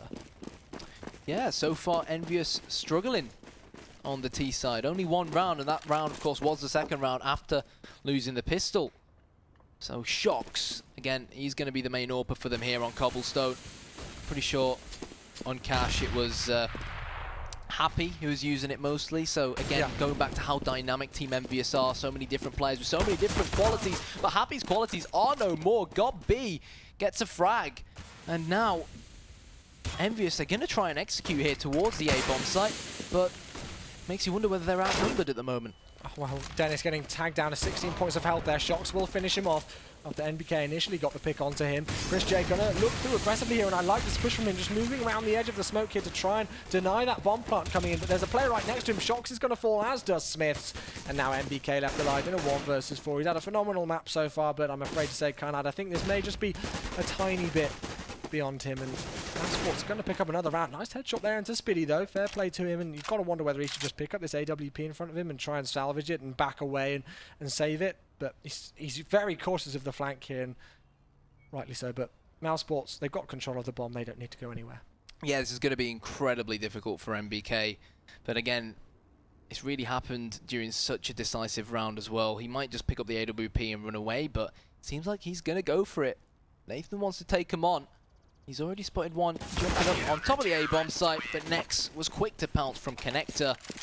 And I think yesterday, between Envyus and Cloud9, roughly around this point on Train, was where I asked Henry, casting with me, whether he felt like the comeback was potentially real. Because let's bear in mind, Cloud9 were, I think they were 15-10 down or something along those lines. Do you reckon Mousesports can do it this time round? Well, considering they won this map against Virtus Pro yesterday, I certainly think they can do it. You never know, and this is why we love Counter-Strike, even though Envyus are the strong favourites in this, and all of us thought this should just be a 2-0 sweep here, really, and especially after they were 9-6 up after their T side on Cash. You just thought that was it. But now Sports, you know, they've been performing well since then, and Let's see if they can continue on that form. Envyus with a force buy here. Galil in the hands of NBK, and they're making their way outside long. Yeah, they don't want to allow Mousesports to build up any bank. They want to keep the pressure on, and I'm not sure whether Mouse expected this. Chris J getting caught out. God B has been smoked in the connector, and now they've got to try and dispose of Dennis, who's hiding at the back of the bomb site. Great play from the German. 2 frags. Knows that Shox is lurking around as well, but there he is. Smiths, he's not got the AWP, but he can deal damage with the AK as well. Spitty hits the floor, and even though these 3 Envyus players are low, what do you think? Is Next going to do this? Oh, well, certainly a good opportunity to. That grenade's going to do a huge amount of damage. Will it get the kill? What? It didn't seem to do anything at all. I thought it was going to hit him right in the face and take him out, but Smiths will pick up the kill there and finish him off. And Smiths actually picking up that kill onto Dennis, who had just got 2 of the Envyus players down, was actually huge to enter Envyus onto that A bomb site. And the force buy pays off for the French here, 13-9. Yeah, definitely. Like I said, they want to keep the pressure on, and you can see you can see what's happened due to that pressure. Spitty only P250, God B only 5-7, Nex only FAMAS, you know, and they have a significant lack of nades as well, especially on the CT side. You want to use your smokes towards B long to try and cancel out any potential quick pushes coming out from the T's, but towards A long is where they're heading at the moment. Again, and they keep doing it. What do you think about this from Team Envyus? Because they repeatedly seem to like that A long area. Well, this is the thing. Mousesports have noticed that, and they finally changed it around. But no, great job from MBK with the P250. Dennis is still there, however, completely surrounded as the French march on towards this A bomb site. The A bomb site has been breached. It's now in their control, and if they can just kill Next, which they will, they'll only have the P250 of Spitty to try and deal with. And Happy says, thank you very much. Easy headshot for me. 14-9, and Team Envyus now 2 rounds away from taking this 3rd map on Cobblestone. Well, you can see Chris J, just the expression on his face says it all. We really don't need to look into that too much. And, well, the economy says it all as well. Absolutely nothing in the bank here for Mousesports. They are literally just going to have to completely save here and get ready for the 25th round. Unless they can do something absolutely miraculous here. This will not only be map, but match point for Team Envyus if they take this 24th round here. Then it's pushing aggressively out. Shox is going to easily take him down. Tagged down to 21, but that's the entry frag. And I dread to think how many rounds in a row Team Envyus favouring long initially here. There is the entry, and Team Envyus will be more than aware of the fact that only pistols on the CTs right now. But the in-game leader for Mousesports, God B, is creeping behind them. He has the P250. Even if he gets 1 kill here, you know, every little helps in this kind of current scenario. So Happy just underneath Skyfall, near towards the drop box here. Speedy coming, pulls the trigger on that AK, knows someone else is there as well, can hear the footsteps. And Envyus, they're taking this approach here, Chewy, very, very cautiously. They do not want to give away any of these weapons. For a hike around the map, but Happy picks up his hat trick there. It's going to all be down to the in-game leader of God B to try and do some damage. The grenade comes in and deals a bit of damage. Happy is low, but it's not going to matter. Kiyoshima finishes things off, and that's 15-9. No mistakes allowed for Mousesports here. It is map and match point for the French. Let's see if Team Envyus can bring it back after going out in the group stages of the Spring Masters 2 and advance through to the semi-finals in 1st place in their group. Yeah, Mousesports opts into not buy up helmets, which is understandable up against the AK-47, but most importantly so that they can buy defensive smokes. Each one of the 5 Mousesports players with a smoke each. Flashes as well. They'll be crucial to them trying to defend bomb sites, but Team Envyus, very, very cautious. They know they can taste the victory right now, Chewy. And you were emphasizing how they always like to go and try and control that A-long area, but they haven't been able to do it this time around because of how aggressive Mousesports have gone. Kiyoshima, however, he's broken into B. He's just scouting left and right, just trying to find a glimpse of one of these German players. But so far, he's not seen anything, or has he? He spots Spitty. Yeah, I think you just saw the slight shoulder of Spitty there. No damage dealt. As soon as I say that, Kiyoshima dinked and taken down by Nex here, the real standout player for me so far in this series on the Mousesports team. Dennis looking to try and find Smiths. Let's see if he can pick him up. Going to peek round the corner in any second here. Dennis just behind the corner. Smiths, by the looks of things, has absolutely no idea. Now his position has been given away, but is he going to go for more shots? Waiting with the AWP, and he doesn't miss them. 3 versus 3 with 30 seconds on the clock. But as we've seen so far, so many times done by the lurker of Team Envyus, a lot of the time Happy from behind, splits open the Germans, and the bomb now surely is going to go down. on this B bomb site. Unless Nex has anything to say about it. Looking over towards drop down, he's so cautious of Happy in this area. Now looking over towards the bomb site to see if Shox will cross. Shox has got the AWP, just looks away at the wrong second, but there's 9 seconds left on the clock. This is a great time to pick through. He will find that player. NBK gets him down. Will he get the plan? No, he won't. And well, he got the kill anyway. It didn't even matter. 16-9 is the score. That was an absolutely chaotic end to the map. But Team Envyus come back in quick fashion, 16-9 on Cobblestone. They will be going through as first seed in Group B of the Gfinity Summer Masters #1. What a series. God, B was so unfortunate there. Yeah, like right. if he'd been rotating late, then he wouldn't be caught in the firefight. Oh my God! And he only had Envyus only had 2 seconds to try and plant the bomb. And I think we were as surprised as they probably were, to be fully honest. But condolences to Mousesports. I mean, they said that this was just a warm-up tournament for them. Yeah. What do you think of that? It's an interesting comment. There's been, different ways that you can take it as a warm-up tournament. An $80,000 tournament as a warm-up tournament. That's an interesting comment to make, quite honestly. But still, all the same, there are plenty more tournaments to come in this year. It's going to be a very busy few months, so you can understand it in that respect. But all the same here, very close series. Credit to them for taking cash. It was their map pick off Envyus, but they did it in great fashion. Only allowing Envyus to get 3 CT rounds, that's good. And now they're going to be facing up against Virtus Pro in the lower bracket final, so to speak, of the group stage, if that makes any sense. And they're still in with a fighting chance, whilst Envyus are on the hand, they're all flying high through to the semi-finals. Well, this is the thing. As we've said before, even though the core of this lineup is still intact, they've undergone so many different changes recently, and we haven't really seen much of them. But to come to an offline event and get at least a map of Envyus, and the thing is, as far as I'm concerned, they didn't really just get a map of Envyus, but they played so well, both on Dust 2, well, maybe not Dust 2, but Cobble. Very, very close game. So I think they're definitely a team to look out for. And on that note, we are going to head back to Scoots on the analyst desk. Talk back, Stu.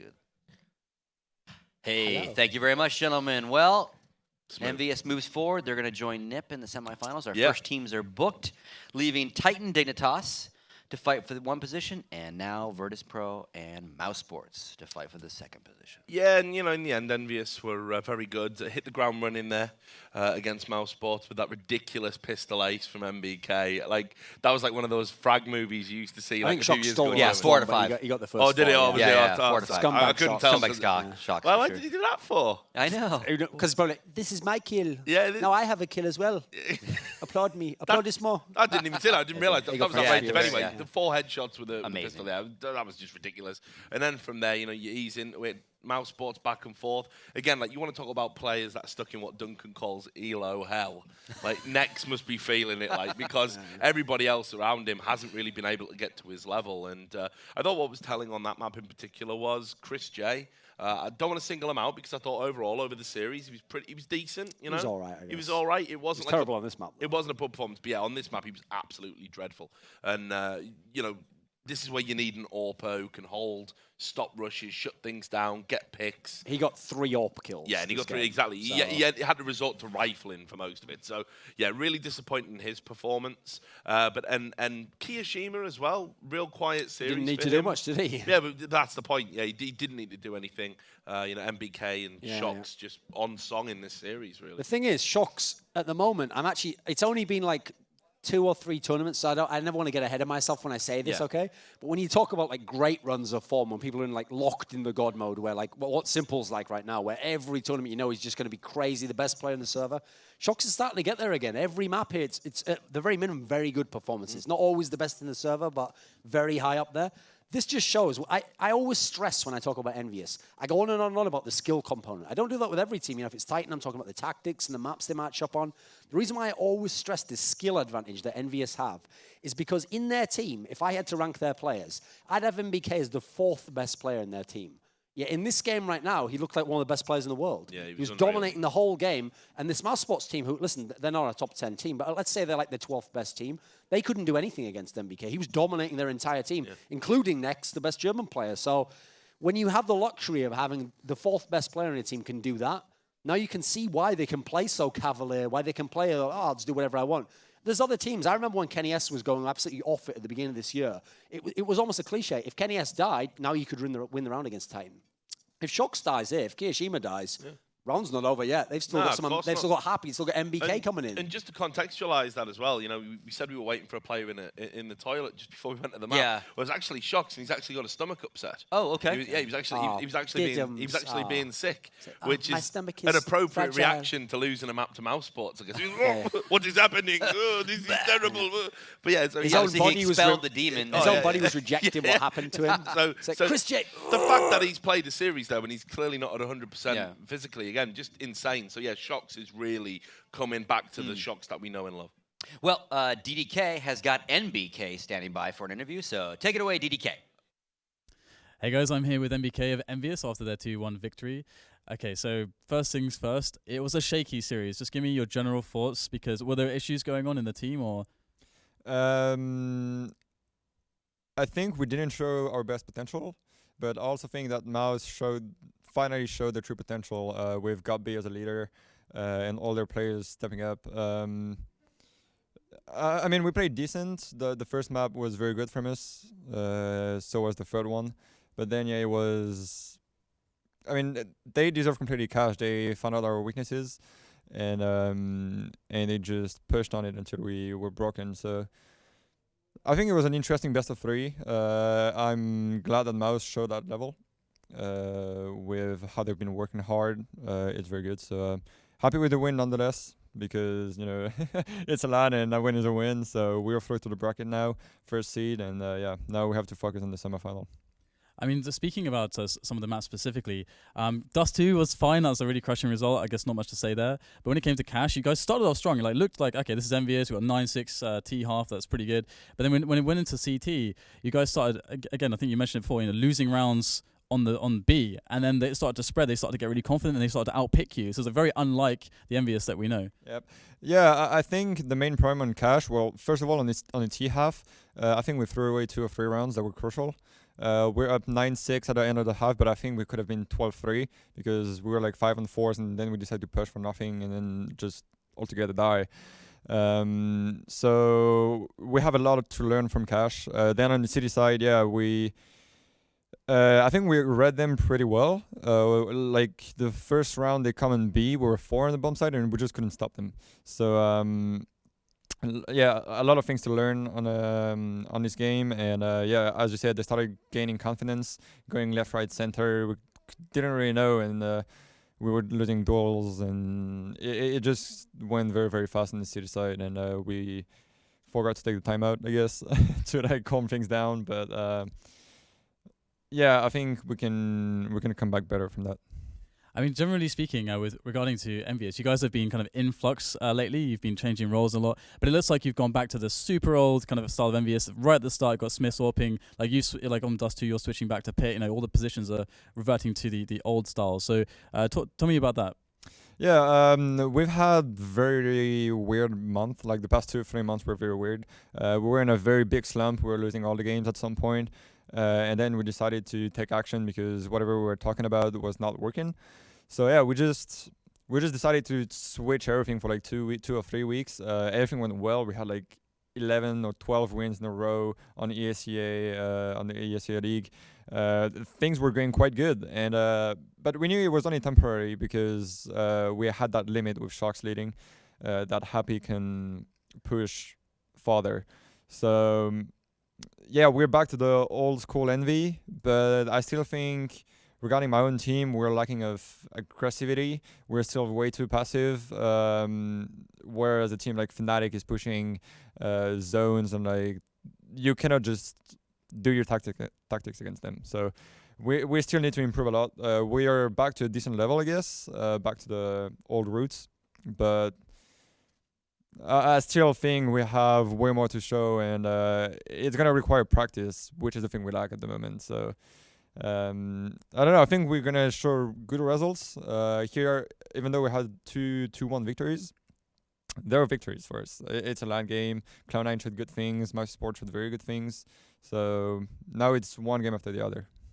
Okay, so going forwards, because of course you guys are thinking, okay, we're gonna win this tournament. You had a really close call in a Star Series. Na'Vi were playing probably the best CS they've ever played. Guardian was on fire, but equally, Shocks really stepped up, and you guys were just across the board looking really good. So generally speaking, who are you most afraid of in this tournament? I mean, you'd probably say you won't be afraid of anyone, but what are your expectations going into what should be a grand finals run here? I think for this event, VP just showed bad things yesterday. I think they were not in a good mood. Just say so. They played a very bad CS. And I'm expecting them to come back in the bracket. NIP, NIP are through. And then Titan and Dignitas, for me, are two teams that are on the same level pretty much. And they're kind of dark horses that can just come and destroy your plans. So, I'm expecting NIP, VP, and... Yeah, I don't know. Dignitas 2-0 Titan. Yeah, for me, the two teams have got the same level. So, it's going to be tough games. And even though we were supposed on the paper, online, like for the person's online, superior to Mouse or Cloud9, it was very tough calls because there were teams that were prepared and came in very surprising. So, it's going to be a tough run. It's going to be a very tough run. But yeah, I'm expecting to face the good old guys, NIP, VP, the classic. All right, well, thank you very much for the interview. I'll let you go and chill with the rest of your team, and it's back to the desk. Thank you very much, DDK and MBK. Can we have Chewy back? Can you come and do the interviews, mate? When DDK talks to MBK, I want to go AFK. It's killing me right there. It's droning on in my ears. And then we're at the practice. That was good. Oh, yeah, that was good, mate. Yeah. That was good. It's killing me. So you didn't, also, you didn't what think a that nickname to give your team. That's when someone... It's the problem. If you're from another country, right, and you're going to do like marketing in English, just check with someone like what sort of like cultural... meanings things have, if you're going to call your team like, hey, we're the boys in blue, that actually means the police here, by the way, mate. So I don't know if like you are familiar with like the rap music that came out of the culture of Compton in the late 80s. Straight out of Compton, a lot of people don't actually. like the police. Yeah. I mean, the one with Sting's not bad, but I don't think that's the one I'm thinking of. No. It's not, is it, mate? But yeah, do that to them. Yeah. All right, so let's talk in a little bit more detail on some of the maps. Yes. You've got let's Rainer back in before By that. the numbers. Give some people time to get to Reddit and start typing some stuff up. You're gonna do heat maps. I think you're not gonna show us, Kyle, but you got a heat map on the other maps, right? What are you gonna walk us through? Before. What are you gonna walk us through? This is gonna be Cobble, I think. I mean, I actually said I wasn't going to do this now, but I guess we're going for it. So, do it. Go for it.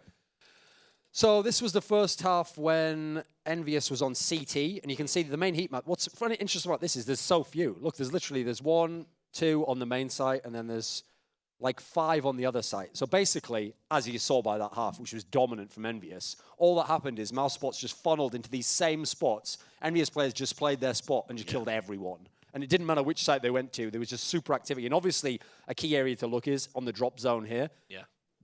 Normally, when you have that many kills, you're assuming, right, well, that must be terrorists like getting the peak there, they're getting the flash. No, that's just CT's mopping up completely. So there was nowhere, it's not like he could say, the thing I noticed about Mousesports on all 3 maps is they were quite even in terms of where they went. Tactically, they were the better team. Like, they had better setups, they knew what they were doing, they adapted. Okay, that wasn't working for us, they twisted it up. That's why they got rounds against Envyus. But then you go over to the other half when Envyus is on T side. This isn't tactics, mate. You're just killing everyone everywhere on the map, and then you win the game. Like, I mean, that's like easy mode for them. That's not tactics, so. But yeah, I mean, look, which site did they go to? Well, they just went wherever they wanted. And as you see, they're not even having to win by bomb plants. They just kill everyone, literally everywhere. And if you're Envyus, that's actually the weird thing about their style. When they lose, you think like, oh, what a terrible style. Like, speed it up a bit, like play off each other. But they can win games doing that, walking into sites.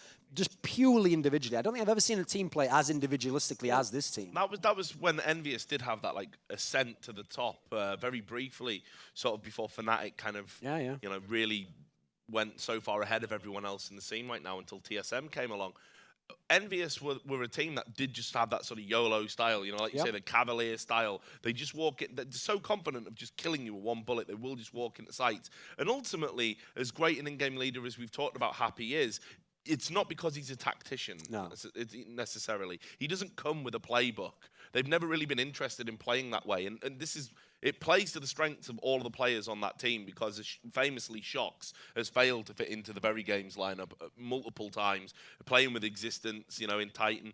That's never going to work. That's never going to work. You cannot cage a butterfly. It's cause I'll give you an analogy, okay, to take it to a sports analogy. You know my favorite domain there, Rich. Yeah, is it NBA, Ben? NBA by No, chance? different one. MMA I'm going to go this time. So there was a really brilliant MMA fighter. It's called The Prodigy. He's called BJ Penn. And this guy was like, his skill set was incredible. Everything boxing, like jiu-jitsu. He was actually like really good takedown defense, which is usually wrestlers, but he wasn't naturally a wrestler. He had all the talents you could ever have. But the problem was, he's someone who didn't like to train very hard. He didn't like strict enforcement. And so people always say like he's an undeveloped talent, right? He never got the most out of it. But the best fights of his career are the odd times he could buckle down. And for like that one fight camp, a really important one, he went really hard at the training. But the problem was, even doing that, he was like, I can't do that every time. I'm not the kind of person who can. That's what Shox is like. If you put him in very games, which is the best part of his career, actually, they became the best team in the world. They were phenomenal at the end of 2013. They were incredible, but you can't. Shox isn't going to last like that for a long time. There's a time limit on that, you know. While you're winning, okay, yeah, maybe he'll put up with it for a while. Soon as the cracks start to show, he's going to have to go away. So one of the main reasons they've kept this lineup together, and they've never, even with the slight slumps, had to change a player, is because essentially they, to a degree, let most of the players do what they want to do. Now, people like MBK, they have to sacrifice a bit more, but when you're someone like MBK, he's thinking like, listen, I'll sacrifice to play with Shox, to play with Prime, Kiyashima, to be one of the best teams in the world. I mean, obviously, coming to this tournament, people were thinking because Envyus lost to Na'Vi at Star Series, like, oh, Envyus is in a slump. By making the playoffs here, you know, I always keep a track of all their top fours because they used to have the streak where they'd had like something like 14 in a row with their first 14 tournaments, they made the top 4. By making the top 4 here, and obviously they've already qualified for ESEA, ESL Pro League top 4, this is their 17th top 4 finish with this lineup. You know how many tournaments they've played with this lineup? 18. Yeah. So say what you want. Listen, Fnatic was the best team of this era, but this is a phenomenal team. In any other era, maybe the best team really, ever, you know. It's really weird because James Bardolph seems to think they're a bit of a dark horse. Yeah, he had them down as the dark horse. So it's almost like he doesn't understand that term, you know? Yeah. Well, and I keep the casters on. And what was the one tournament that they bombed out at? And of course, it was the last Gfinity. Gfinity, yeah. The last So Gfinity. Interesting. And they went out on round difference in a format that we don't see very often. And not to obviously be critical of Gfinity, they tried a different format and they had to accommodate all the 10 teams. teams, It was 10 teams, you know, which made things different. And I thought it was actually hugely exciting, just as a spectator, as a neutral. Were you hugely excited? Hugely, mate. I'm surprised you couldn't tell. You were sat next to me. So I'm used to that, mate. Yeah, true. It's the Alpha Draft I'm like, money. what's that little Swiss Army knife poking out your pocket, mate? Hashtag love wins. Also, why is that would have been a good opportunity to plug the knife giveaway. That would have been also, why is the corkscrew activated? Piggly wiggly. Yeah. All right, mate. All right. That's all right. Biology human coming in. No, but anyway, going. he's absolutely right. You know, they realistically should have probably, you know, got into the last one there as well. It was round difference. Yeah. They weren't happy with it. So it's sad in a way that's kind of like the blip on the landscape, but it shows what a hugely consistent team they've been, which is kind of ironic given how inconsistent they are in series. I mean, my main point about that is, like, listen, they don't win every tournament. They obviously have certain flaws. I mean, if you were to take lesser skilled players and have them play this style, it would be an absolute train wreck. It wouldn't work. They're not a team like that's like one of the great tactical teams, like play this way, kids, this is how you play CS. But you have to bear witness when someone achieves an incredible performance, like 17 out of 18 top 4s. And hey, I haven't done it as my favorite. I think they still might be able to win this event. Yep. Well, they are done for the day, as Nip is as well. They've booked themselves in the semis. We have 2 more matches tonight. One on the main stage, which we're going to do after the break, which is Titan Dignitas. And then happening in the Challenger stage, again, done by the MLG guys, Virtus Pro Mousesports. 2 of those teams are going home. The other 2 are going to join Nip and Envyus in the semifinals. So after this commercial break, we will be back to start talking about Titan and Dignitas. Don't go away.